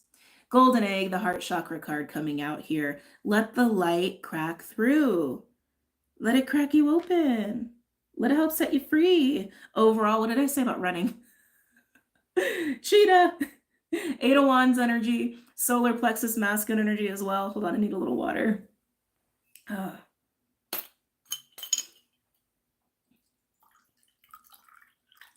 Okay. I keep getting some of you are going to try to outrun this or have been trying to outrun this. It's really just a light cracking through to get you to you. Really, that's all it is. And to get you to stop engaging in this, to stop indulging in that. Okay. It's just not good for you. It's working against you. Okay. And for some, it's also causing you to have an effect on other people. That's also not super great. Okay. All right, we'll pull from tarot. I don't know if I'm gonna do all three decks for the other elements. This is turning out to be a really long reading. And I still have 3 elements to do. And I got other things I gotta do too. Any other messages or insights for my fire signs? It's crazy too, because even the way the cards have laid out, very just messy. Very messy. One more. Cracking some eggs, yeah. It's so sad how the familiar always feels so good, but is the familiar necessarily beneficial to our soul? I feel like I've read many oracle cards that touch on that. Yeah, what is familiar is not always necessarily healthy, especially if what's familiar for you is just toxic familiarity, right? Or just because something feels good doesn't mean it's good for you, right? Right? Like, I'm sure cocaine feels good. Right? Anyway, any other messages or insights for fire signs? Aries, Leo, Sag. We'll see if the Queen of Wands comes out. I'm seeing it. I'm seeing Queen of Wands. We'll see if she comes out. Strong Aries energy there. All right. Yeah, fire signs. Initiation. You're at the threshold. You're going to do it or you're not going to do it. Just think of it like the light is just trying to crack through. Okay? The world. You guys know the world. Sorry, I feel like I've already said it, but I felt the need to pick it up again for some reason. The world, for those of you guys who are new, the world is about big life chapter shifts, okay? Big closures of karmic cycles and lessons and whole new experiences that you haven't had before. When the world comes out, it's not usually just a chapter that's over, it's a book that's over, okay?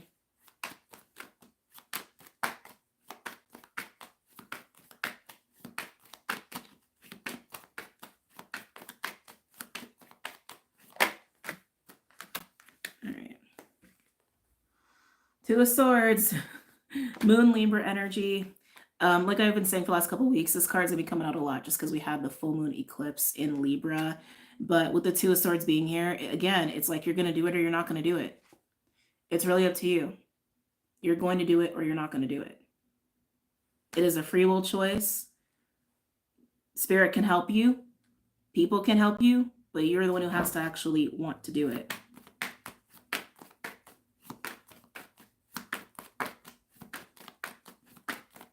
Any other messages or insights?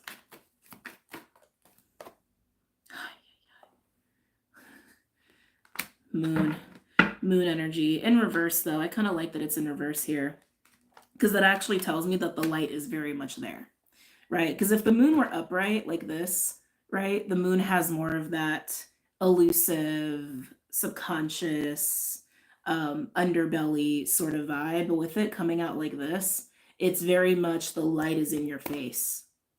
It's in your face. You can't really escape it. You're trying to, but you can't.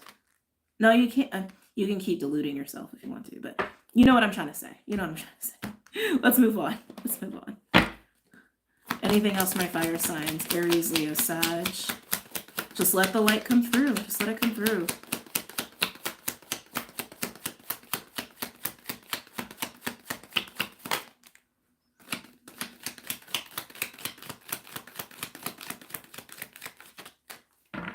Some of you may be keeping yourselves distracted. On the world, we have the Eight of Pentacles. I keep getting like a distracted energy here. Some of you may be putting a lot of your time and energy into work. Yeah, I keep getting busy energy. Nothing wrong with being busy, nothing wrong with working, but are you doing it to run away? Are you doing it to escape? Are you doing it to evade the light that's trying to crack through for you? Overall, we have the Ten of Pentacles, Two of Pentacles, and the Ace of Pentacles, and the Fool. A lot of Pentacles here, fire signs. A lot of Pentacles. Are you going to do it or not? Are you going to take the chance or not? Are you going to break free or not? It's really up to you. That Ten of Pentacles energy too, alongside the Eight. Some of you, this may coincide with even a shift in your career or your finances. But the Ten of Pentacles to me is legacy. It's legacy. So whatever legacy means for you, whatever you've been investing your energy and time into for years, that could even be traditions, right? That could even be relationships. It doesn't have to be like strictly work, but it's foundation that you have had your eyes on for a long period of time. And it's like, I can see it contemplating a switch, probably coinciding with the light that wants to crack through. Because when the light cracks through, and this is acknowledged. Clyde just went, because when the light cracks through and this is acknowledged, that's also going to open up other pathways you probably haven't even seen for yourself. Whole new mindset you haven't experienced before. Okay. All right, let's move on. Yeah, I think I'm just going to use 2 decks moving forward for the elements. Sorry guys, that took a lot of my energy. Yeah. But clearly fire signs needed it, so happy to do that for fire signs. All right, who is next?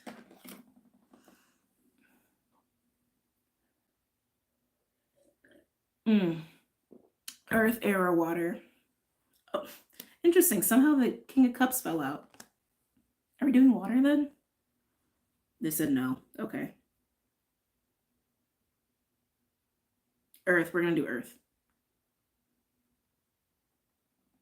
Yeah. Cappy, Taurus, Virgo. Cappy, Taurus, Virgo. Cappy, Taurus, Virgo. Cappy, Taurus, Virgo. Are we doing animals or are we doing fae? We're going to do animals. Okay.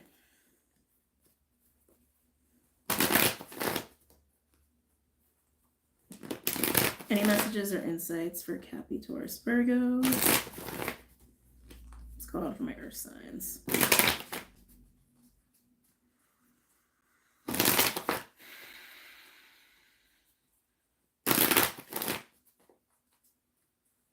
Earth signs, I feel like you're actually are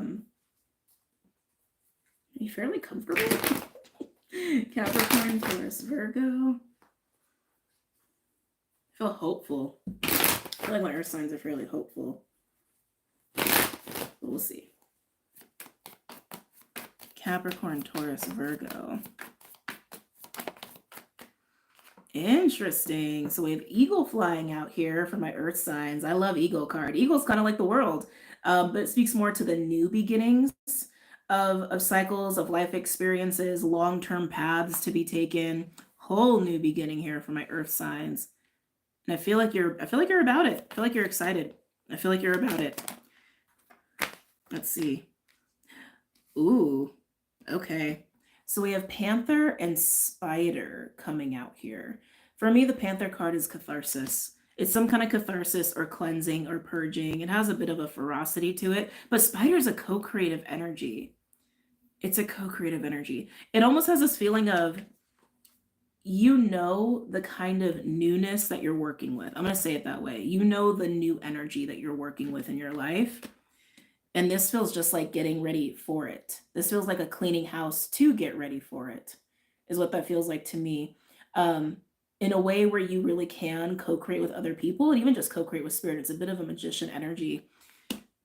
You're ready to work with it. You're ready to work with it, but I can see it, that there's some cleaning house going on. Okay. Anything else for my earth signs? Capricorn, Taurus, Virgo.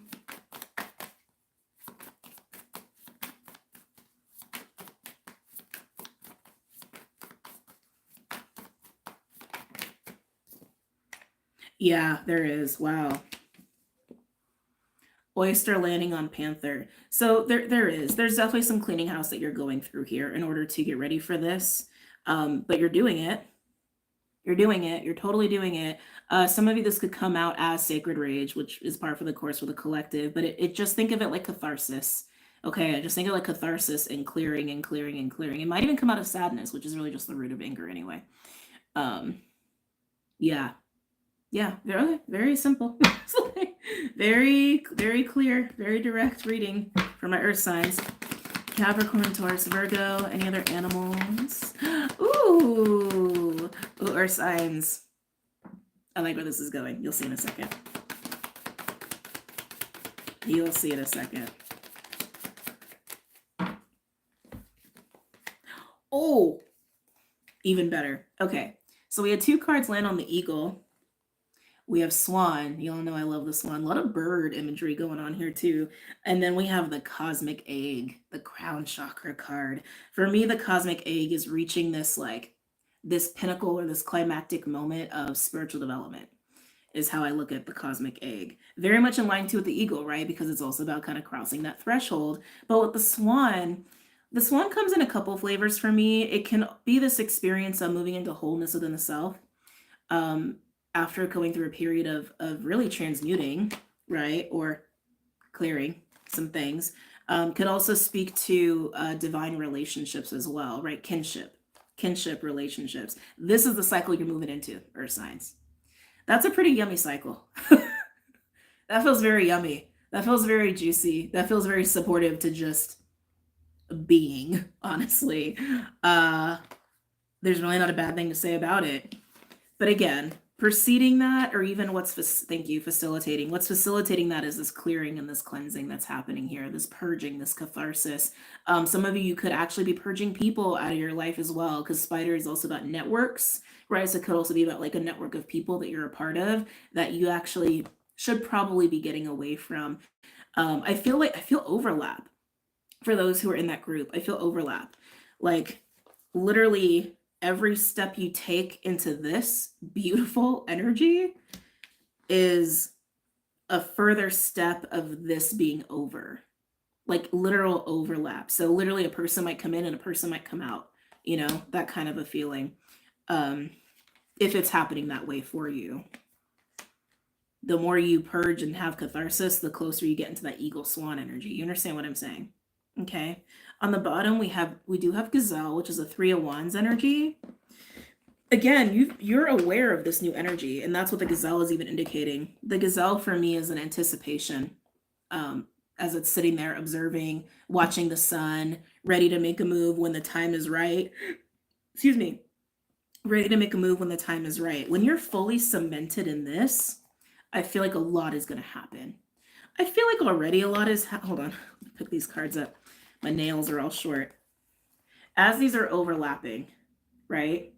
And you fully cement here, I feel a lot of stuff is going to start happening. A lot of activity, just a lot of just busy energy, not in a bad way, in a really beautiful way, but this is overlapping. Okay? They really want me to emphasize that these two are overlapping at the same time. And it may feel a little chaotic with this, especially if it's also about other people, but it's still really good. It's really good. All right, let's move on to the tarot cards.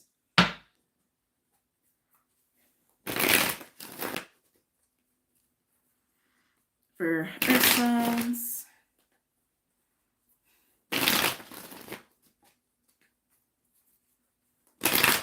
Capricorn, Taurus, Virgo. With Spider, I'm getting a little bit of a community energy too. Oh. Okay, this is just for who needs that confirmation.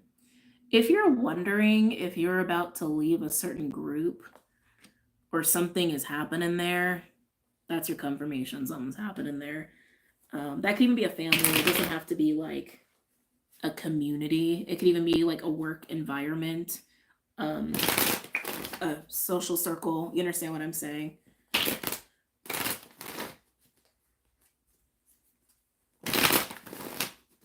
Okay.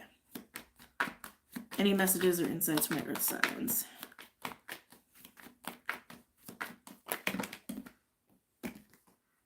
Let's see what we have here. Ooh. Okay. We have Ace of Wands, 6 of Wands, and the Strength card. It's a whole lot of fire.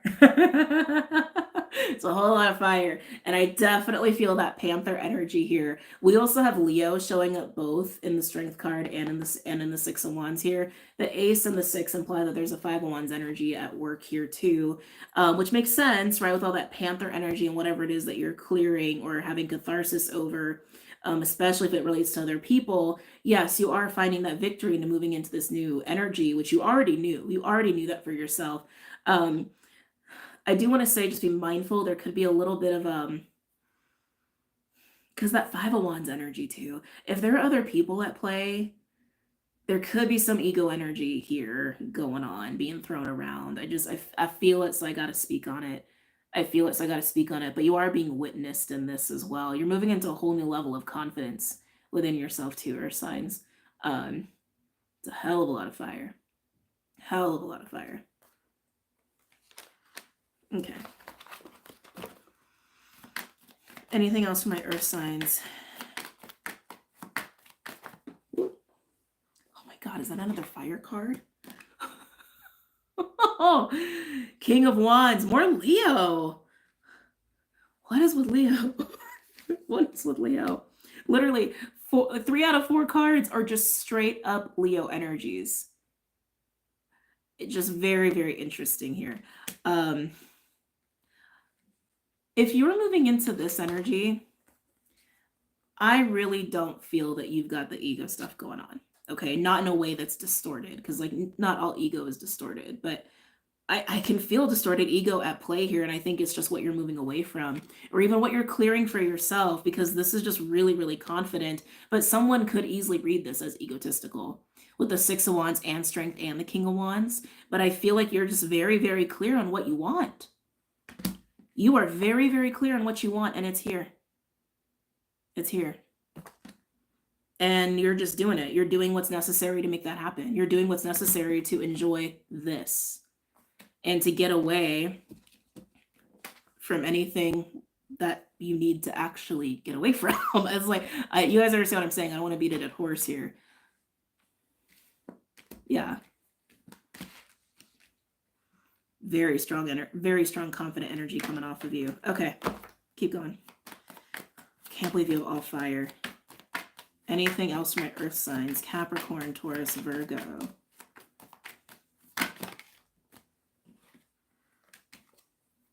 Oh. Ooh. Well, we got a little water finally coming in here for my earth signs. We have the Wheel of Fortune and Queen of Cups. Again, you are aware of this change. You're hyper aware. You're intuiting it.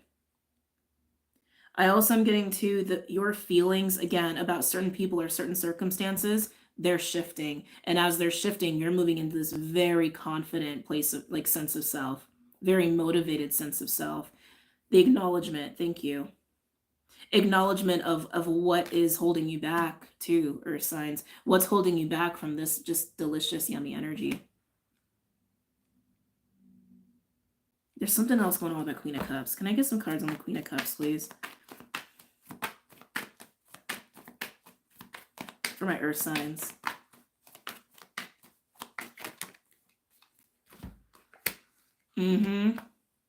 Temperance.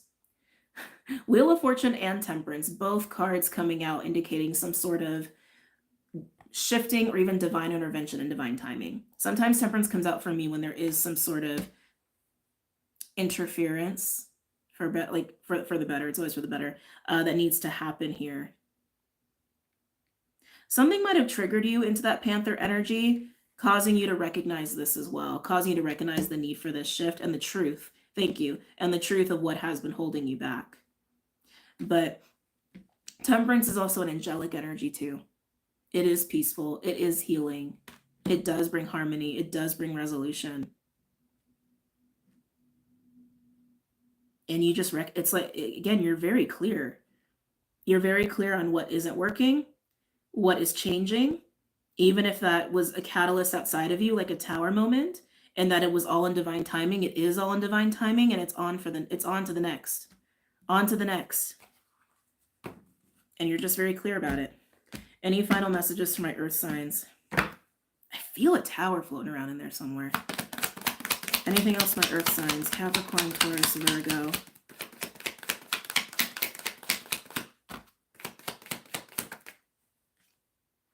Oh. I think this is relating to the tower.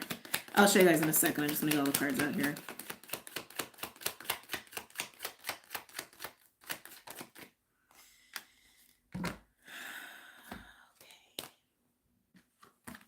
So around the Wheel of Fortune, we have Emperor and the Page of Cups. Okay. So just so you can like really see this here.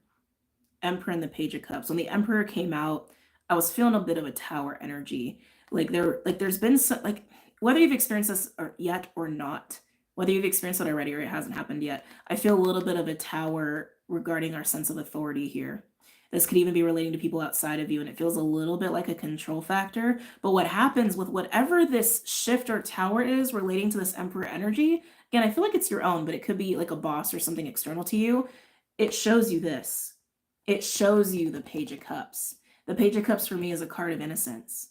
It's a very pure state of your inner child, of your soul, right? And it gets you to see that, and it gets you to really get very clear on, oh, I see why this tower is happening. I see the need for these changes. I see how this is benefiting me, and I see what I actually want. And it gets you into boss mode, honestly. It like, look at that. Whoo! Puts you into boss mode real quick. In a way that's almost like unyielding. In a way that's almost unyielding, which is kind of interesting. So definitely watch the ego. I mean, I don't think you got to worry too much, but just keep your eye on it. Overall, we have the 9 of Pentacles and Judgment. Whoa. And the 10 of Pentacles. Look how focused you are. Again, you're very clear. You're very clear.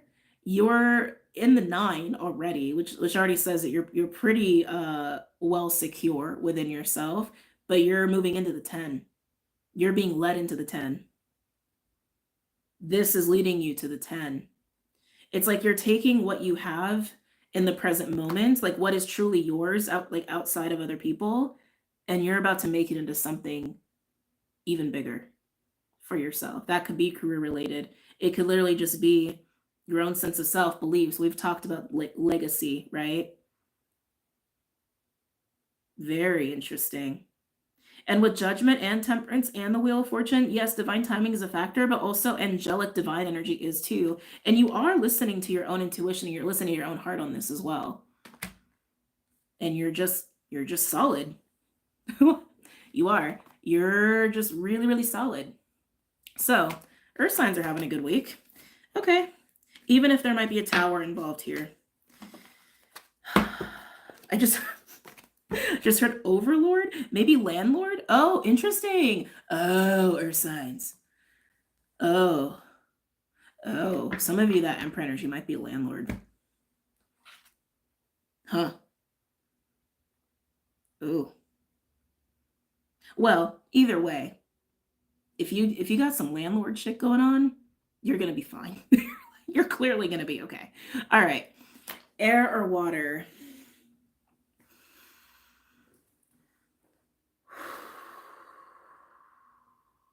Oh, okay, we're going with air or water. You're going last today. And you guys know who goes last. It's usually like some of the most intense messages.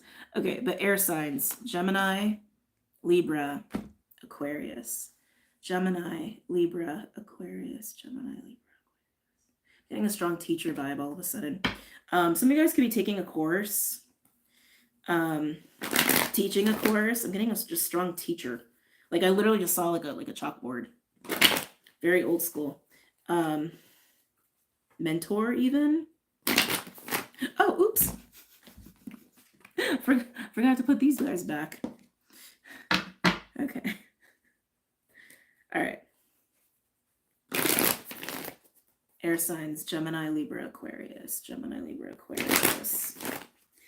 So I think this is really more for my mystics. You guys, I think a lot of you guys are getting training in dream time. I think that's actually what that's about. Gemini, Libra, Aquarius. Gemini, Libra, Aquarius. Gemini, Libra, Aquarius. I'm starting to get a big watery vibe with my air signs, actually. What's got you guys in the water element? Gemini, Libra, Aquarius. One more. Whoa. Oh. I'm like, you guys feel kind of watery and you get Vulture, Death Magic. Technically, this is an air sign. To me, this is Scorpio all day long. All day long, right? What do vultures do? They scavenge the dead and rotting things, and they devour it and transmute it, right, for nature. They literally are the garbage disposal transmuters of nature. So death energy, death magic coming through for my air signs.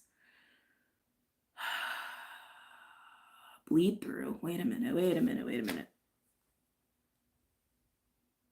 Bleed through, bleed through, bleed through. Okay, I can already tell you air signs is going to be a weird reading. This is going to be a really weird reading. Something is energetically bleeding through is like how I'm getting that. Something's bleeding through. Is it a memory? This could be someone else's energy is like affecting you, but I think that happens all the time with people who are sensitive, but I really want to say memory, like, is really what I want to say with that. Some sort of memory is coming through, bleeding through. They're saying bleeding through, which is really weird. Okay. Gemini, Libra, Aquarius. Gemini, Libra, Aquarius. This is a very specific reading. Memories are bleeding through. These could be from other lives. These could be repressed memories. You could even be tuning into memories of people around you, like your inner circle. I feel like they're yours, though. I feel like most of you, this is your memories, suppressed or past life, but bleeding through is what I keep getting.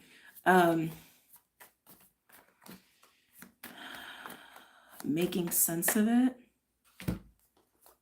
We have hyena, dark side of the moon, with hummingbird. The bleed through that's happening of these memories might be really confusing at first, okay? Just allow all of the pieces to fall into place as need be, because I feel like it's actually leading to the hummingbird, okay? It's leading to the hummingbird. Burn, baby, burn. It just doesn't feel pleasant, though. I'm not trying to make you guys nervous. It's just what I'm picking up on. It's necessary. Okay, I'll just say it that. Got disconnected for a second.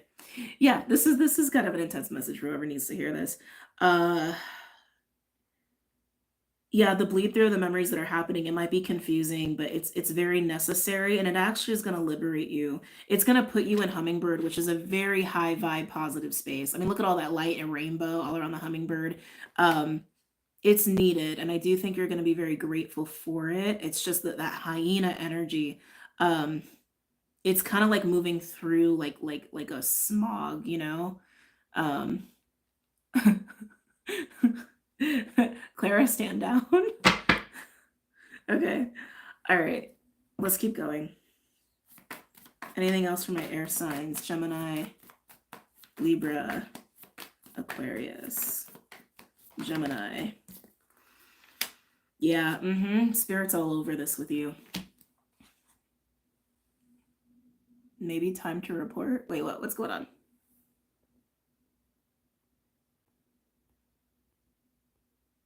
Oh, I see.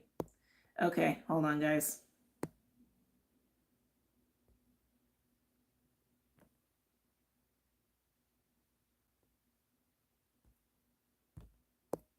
Okay. Clara's needing attention. Well, Clara's gone. Okay, moving on. All right, so with Vulture, Hyena, and Hummingbird, like I said, this feels like this transitionary phase into clarity of some repressed memories or past life memories, and you will be grateful that it's happened. It will put you in a very positive space. And then we have Hawk coming in right in the middle of that, between Vulture and Hyena. Hawk comes out when Spirit is guiding us. When Spirit is like, hey, I'm taking you this way, please follow me. I'm taking you towards the light, I promise. Just keep following me, just keep following me. So you are being guided through this. A little bit of that like hand-holding feeling I was getting before with Sophia in the collective read. So let's continue. You're cutting in and out and your audio is speeding up super fast? Really? Maybe try refreshing. Maybe try refreshing, okay?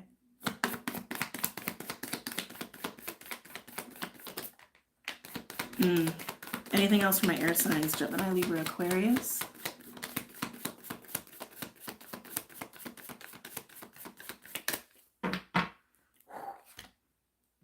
So we do have Peacock coming out here. You guys know I have a weird relationship with this card in this deck. So explicitly, the intention behind this card from the author of this deck is about beauty and grace.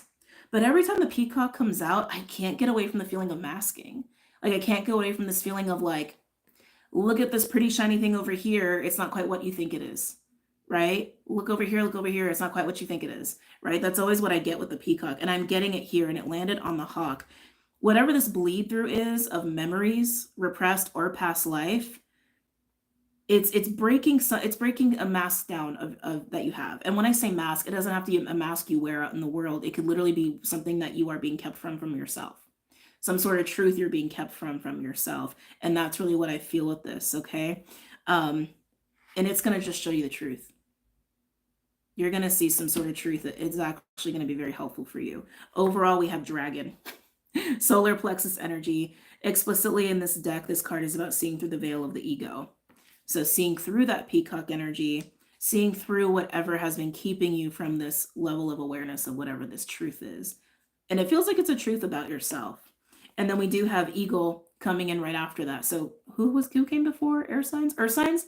So earth signs had eagle, and eagle is moving into a whole new cycle here. So this is positive. This is beneficial for you. It just might not feel very comfortable. Okay. You had the dragon perfectly placed over your own eye. Oh, it did? I didn't even realize. It's so funny. But yeah, so air signs, you're in for an interesting ride here. Again, not very comfortable, but something that I think you long awaited for you. Okay, let's go ahead and pull some tarot cards.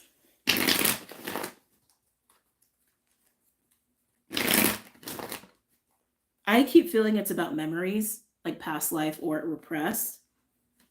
It could also just be truth. It doesn't have to be memories, because this is a general read, so I should also state that. It's like your own truth is bleeding through. And it just wants you to follow it, honestly. Your own truth is bleeding through, so just follow it.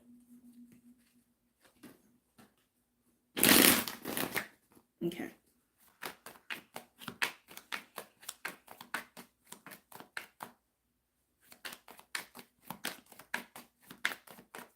Any other messages or insights for my air signs? Gemini, Libra, Aquarius. Page of Swords. Page of Swords can come in a variety of flavors. Sometimes it's just a new perspective. Sometimes it's research energy, analytical energy. Sometimes it's petty. Sometimes it's drama. Sometimes it's spying. I feel like this is your inner child. Well, there's a suspiciousness like behind the, like a cautionary, like side eye. I don't know if I want to go there. I don't know about that kind of an energy. I'm going to say hurt inner child is what I'm going to say. An overly cautious inner child energy is what I'm getting with the Page of Swords coming out. Landing on hyena, by the way. Okay.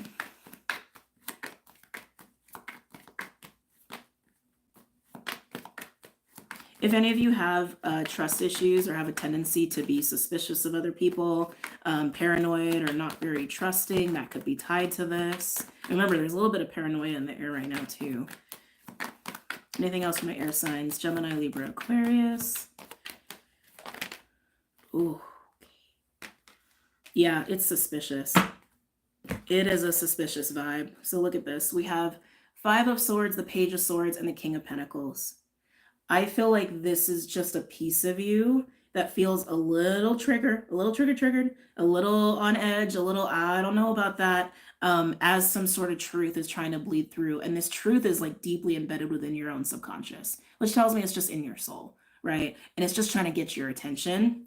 So if you start to feel this energy coming up within you, it's yourself trying to get your attention. Just think of it like that. I know, hang in there with me. This is just how the messages want to come through. But then we have a King of Pentacles. I love this. This is also your own energy. This is just where you're at in your life right now. You could be focused on your money. You could feel very comfortable within your life right now as far as materials are concerned, or your career is concerned. This feels like you're in a very comfortable place. I'll put it that way. You're in a comfortable place in your life right now, but there's a piece of you that isn't settled. There's a piece of you that feels suspicious. I keep getting suspicious. That piece of you is the piece of you that's trying to get your attention to some sort of truth behind why you feel that way. Ooh, okay. Ooh. Yeah, wow, okay. 9 of Wands coming out here on the 5 of Swords. Look at that.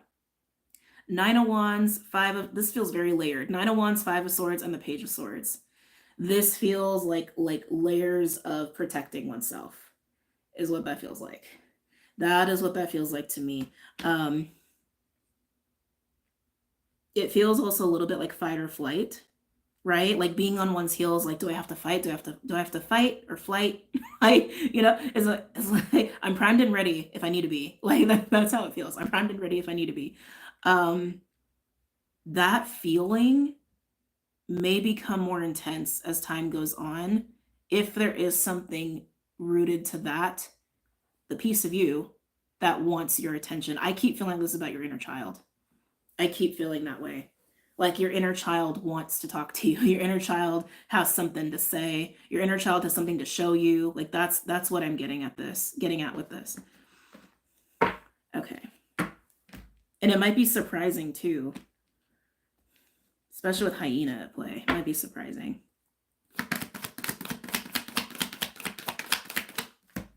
Let's see here. Ooh. So something's moving fast in your life. So on the 5 of Swords and the Page of Swords, we have the Knight of Wands coming out here.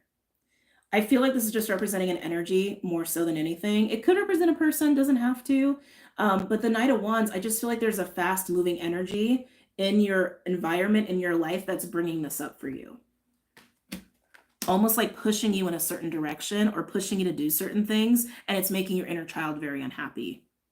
It's making your inner child a little like, is that right? I don't know if that's right. I don't want to be pushed. I don't know. I don't like it's making your inner child's like, I don't feel safe. Make me feel safe, essentially. But in this trigger, in this like agitation of your inner child, some sort of deeper truth is going to be revealed to you that you've been needing, is what I really want to say, that you've been needing to see. Anything else for my air signs? Gemini, Libra, Aquarius. Okay.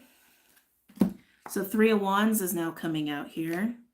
This is what I feel like this energy is pushing you towards. The Knight of Wands energy is pushing you towards the 3, which I think is really beautiful. That's pushing you towards a hopeful state, I'll say, where you know there's greater things ahead. You're already putting energy into something that is going to benefit you in this standing, in your status. I really want to say status. Oh, thank you for the $10. Thank you, beautiful soul. I'll have to watch the rest later. Gotta work. I know. I've been on here for a while, so thank you for hanging in as long as you did. But thank you. You didn't have to do that. It's very sweet. Thank you. I'll see you later. Anyway, so coming back to the King of Pentacles, definitely improving upon your status here with whatever you're being pushed towards in this 3 of Wands energy. I just feel like the push or the momentum is what is making your inner child very annoyed. Okay.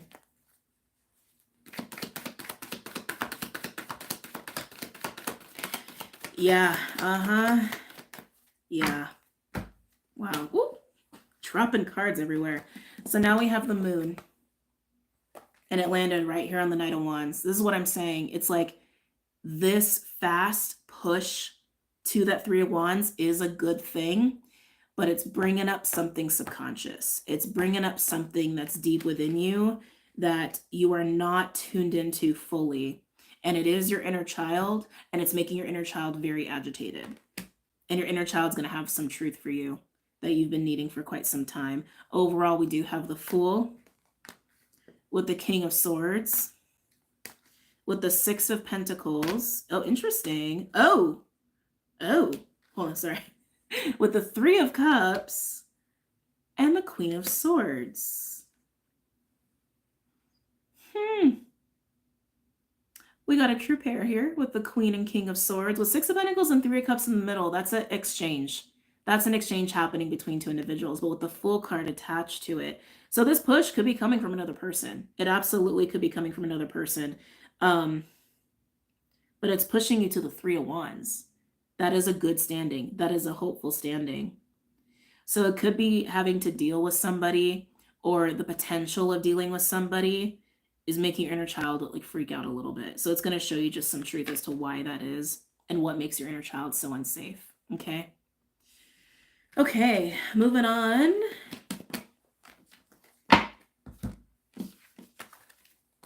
Final element. And then I'm going to chillax a little bit because I've been on here for a long time. Over 2 hours. I don't know how long the last one was. I don't think it was this long. But you know me, I can't help myself. Okay. Get a little sip of water and then we'll continue.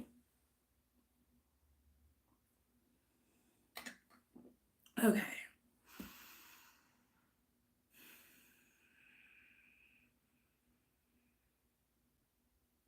Water signs, water signs. But I love you. I love you too. The man I met a month ago, you're whoa. Man I met a month ago and I'm eloping with this weekend. Wow, that is fast. Congratulations. Congratulations. Wow. You're so funny. Okay. Water signs, Cancer, Pisces, Scorpio. Cancer, Pisces, Scorpio.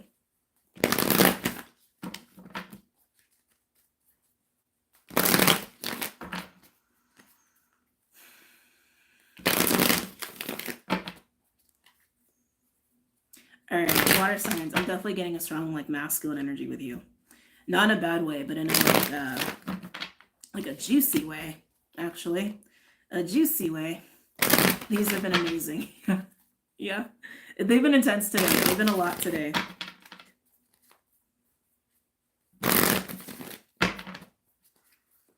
Cancer, Pisces, Scorpio. Cancer, Pisces, Scorpio.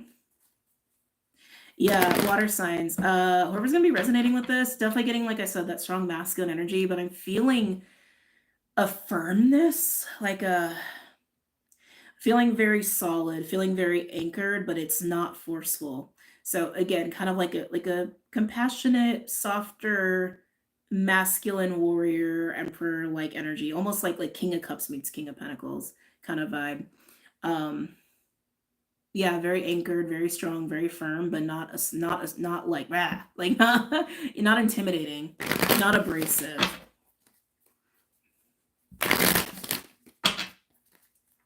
Cancer, Pisces, Scorpio.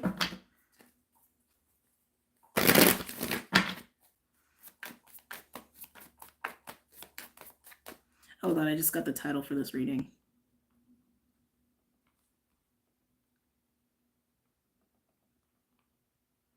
Okay. Water signs, Cancer, Pisces, Scorpio.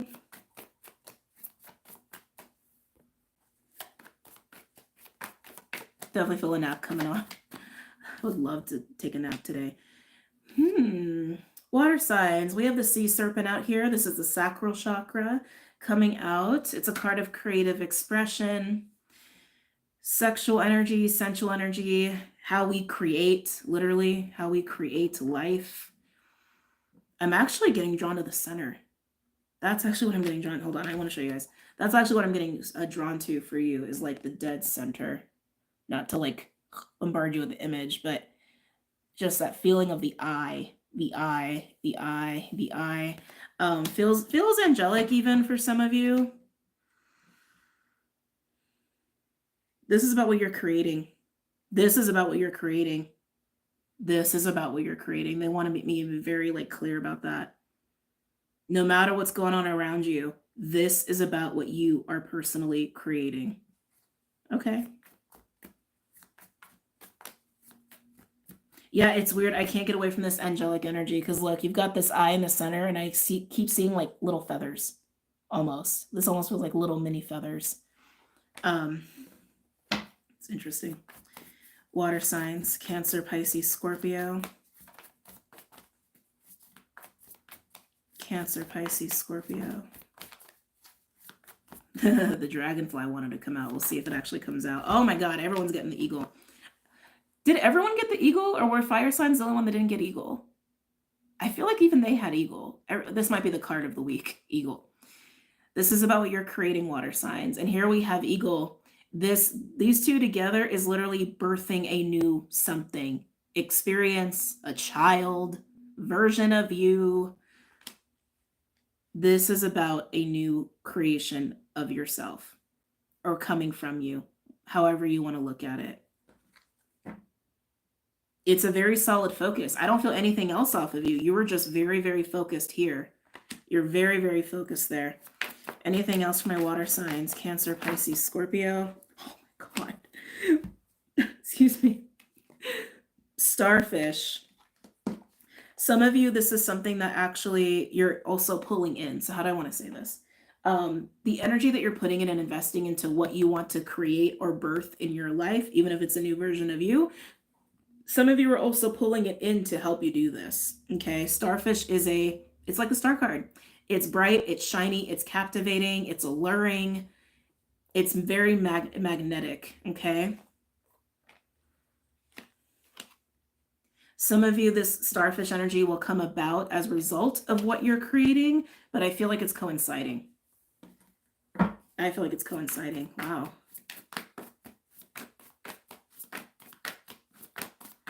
Anything else for my water signs?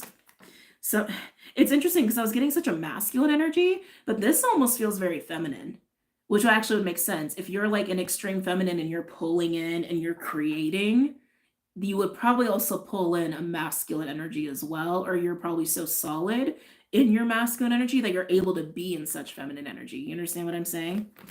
Yeah, rewards. Water signs. Okay. We got the bee coming in here. Bee can also be about community, like the hive mind. It could be about hard work. But for me personally, when this comes out, rewards are coming for a lot of work and effort that you've put into something or that you've just moved through. And it also landed on the eagle. So also coinciding with that world card energy as well. Yeah, water signs. It feels like your reward is here.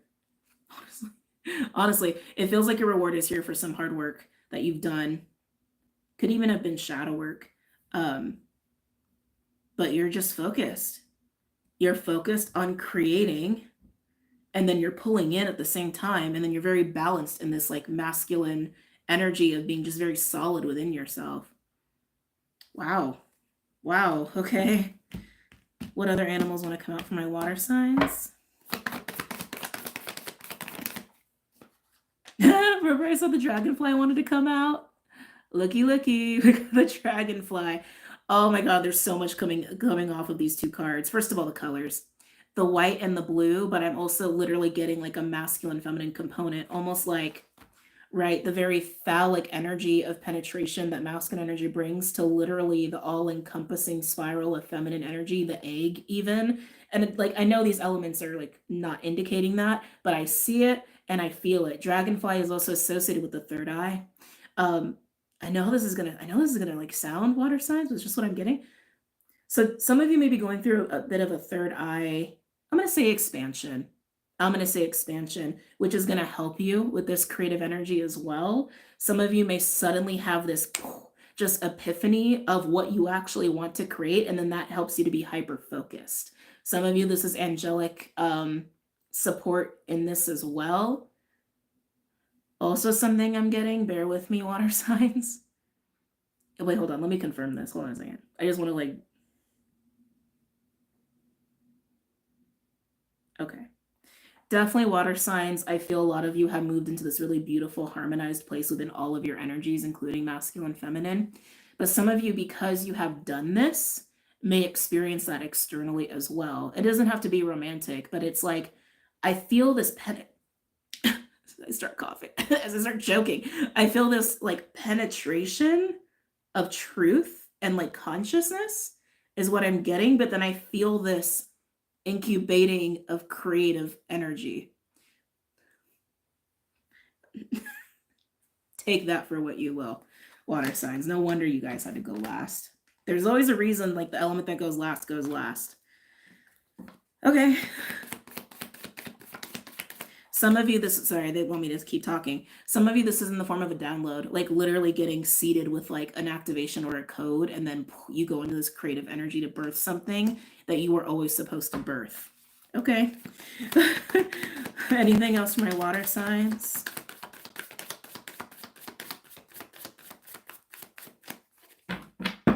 Ooh, on the bottom we have butterfly. This is a card of beauty, of grace, but it's also freedom, and also is a renewed energy as well. Ooh, and then we get the lion. This card is actually a card that is the mastery of fire in this deck. It also speaks to the wisdom of when to take action, when to not, and it is very masculine. It was very, very masculine. So just that masculine energy coming out here. But yeah, water signs, you are moving into something new, but it's coinciding with a blessing, a gift. Some of you, this is literally just the gift of like seated consciousness. Um, the gift of something you've been wanting to birth, needing to birth, a rebirth of self for some of you. And for other, and there might even be a small group of you here where this is also coinciding between you and other people, where it's like kinship and like minds, and you're able to almost like do this for each other. Okay. But very magnetic water signs. Wow. All right. What a week, man. Oh, interesting. Look at this. Okay. Water signs. Cancer, Pisces, Scorpio. I don't think anybody had the Two of Cups. Soul Tribe, yeah. That, I can't get away from this. Like, from that. I cannot get away from that. There's so much going on there. There's like, I literally keep getting this feeling of like fertilizing an egg. But it's through your consciousness. It's like, it's through your third eye. It's like so crazy. Anyway, water signs. Cancer, Pisces, Scorpio.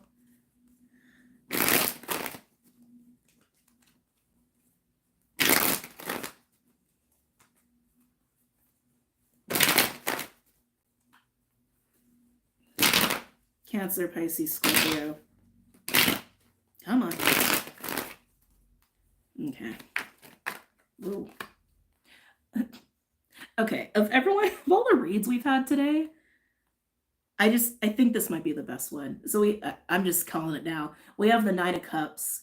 This is feeling very content within the self. This is wish fulfillment, emotional fulfillment.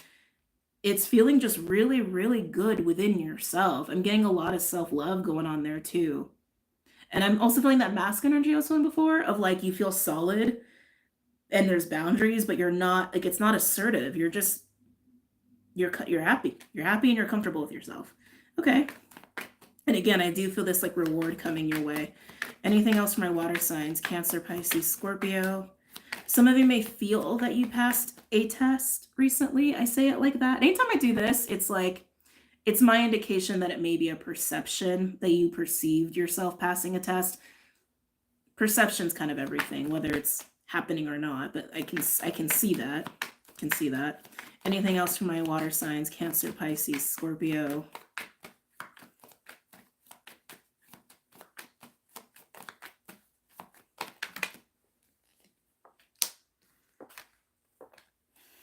Wow. Yeah. We have the Nine of Cups, the Hierophant, and the Fool. Feeling very, like I said, anchored in the self, very happy, very content. And that Nine of Cups is coming in after this. After whatever this seeding, fertilizing thing happens of consciousness and creation. Some of you may, well, is this about a pregnancy? Some of you it could be. I don't think so. This feels very consciousness based. But anyway, Nine of Cups with the Hierophant and the Fool. This seeding, the seeding is putting you in a position of just taking ownership of your path and just feeling very in tune with your own sense of faith, your own ethics, and very open and ready to just have an experience, ready for what may come your way because you feel so solid within yourself. It's almost like not inviting the chaos. That's not what it is. It's inviting the possibilities of what could be. It's inviting the unknown. Like instead of being afraid of it, it's inviting the unknown. Because you know you're happy. You know there's blessing. You just know, and you know there's blessings coming. Some of you, this is a huge upgrade in your own intuitive abilities and embracing the unknown. Anything else for my water signs? It's like embracing the adventure. Whoa. This one? Okay. Yeah.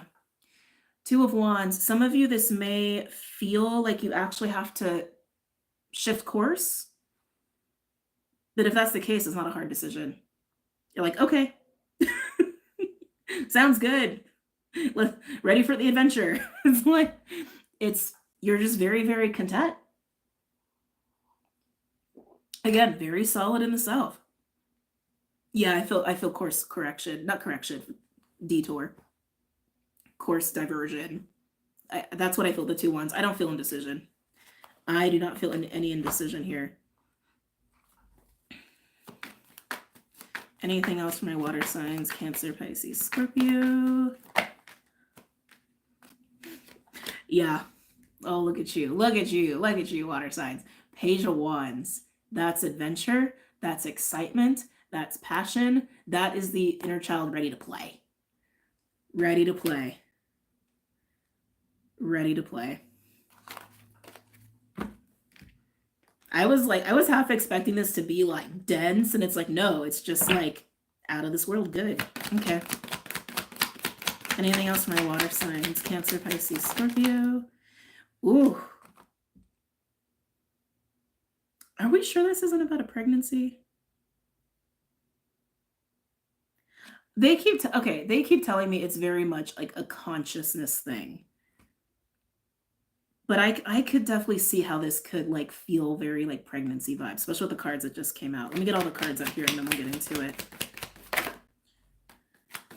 Anything else for my water signs?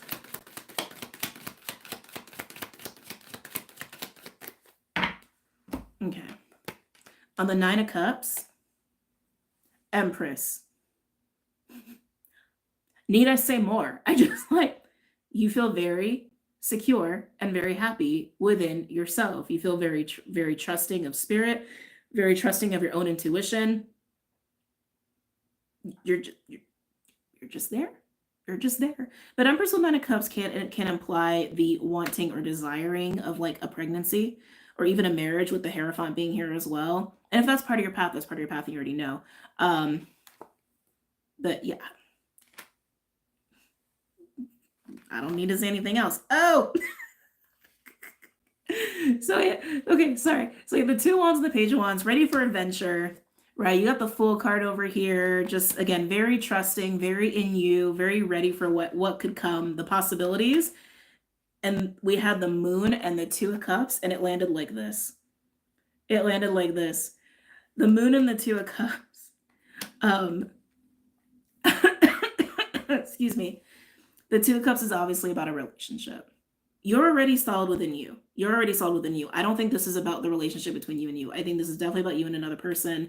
And then with the Moon around it, again, it has this element of unknown, but I also feel for some of you, there could be a very like spiritual connection with somebody, right? All of this like seeding of consciousness kind of going on. So if you already know, okay, let me back up. If you already know this person, you're signing up for adventure is what that looks like to me. Just heard a huge bang on my window. You're signing up for adventure and you're all for it. Now, if you don't have like someone in your sphere as you're moving through this whole seeding of consciousness, I feel good within myself, I'm ready for the unknown, I'm ready for adventure, it's going to put you smack into a relationship of some kind. But it's kinship, right? So it could be a friend. It could be someone that you would consider, that you would call family. Thank you. They said say it like that. This will be someone you will call family if you haven't met this person yet. Okay? But again, if you know them, you know you're signing up for adventure and unknown. Okay? Overall, we have the 5 of Pentacles, and then we have the Chariot. There's this huge rise out of the 5 of Pentacles energy for you. And I feel like that happens here. That happens here. And that puts you here. It's like a huge like leap. It's a huge leap, I want to say, in your consciousness. Because it's kind of going like from scarcity mindset and fear to like feeling not invincible, just feeling unshakable within yourself and sense of faith. It's interesting too, because who sits in the Chariot is technically the Emperor. Just had to point that out. Just had to say that. So wrapping it up, water signs, this elevation, seeding of your consciousness puts you on the path of fun and adventure, and you're embracing the unknown. You're embracing it. And some of you are doing that with someone, and some of you, you're doing it solo, and then what you don't see is the Two of Cups. And it's definitely someone you will or already call family. Okay. Pretty juicy. All right. That was kind of a whirlwind of a live, a 2.5 hour live, no less. So I'm gonna bounce. But I hope you guys enjoyed this. I hope you got a lot out of it. Very interesting what's going on over here. But yeah, I'm gonna go. And thank you guys for hanging out the whole time, for those who did hang out the whole time, and anybody who sent me a super chat. Thank you guys so much. I really, really appreciate your generosity. No, don't leave. I gotta leave. I gotta leave. I got stuff I gotta do. I got things I gotta do.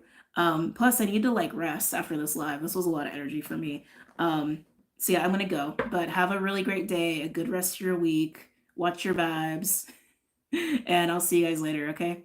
Bye guys. Namaste.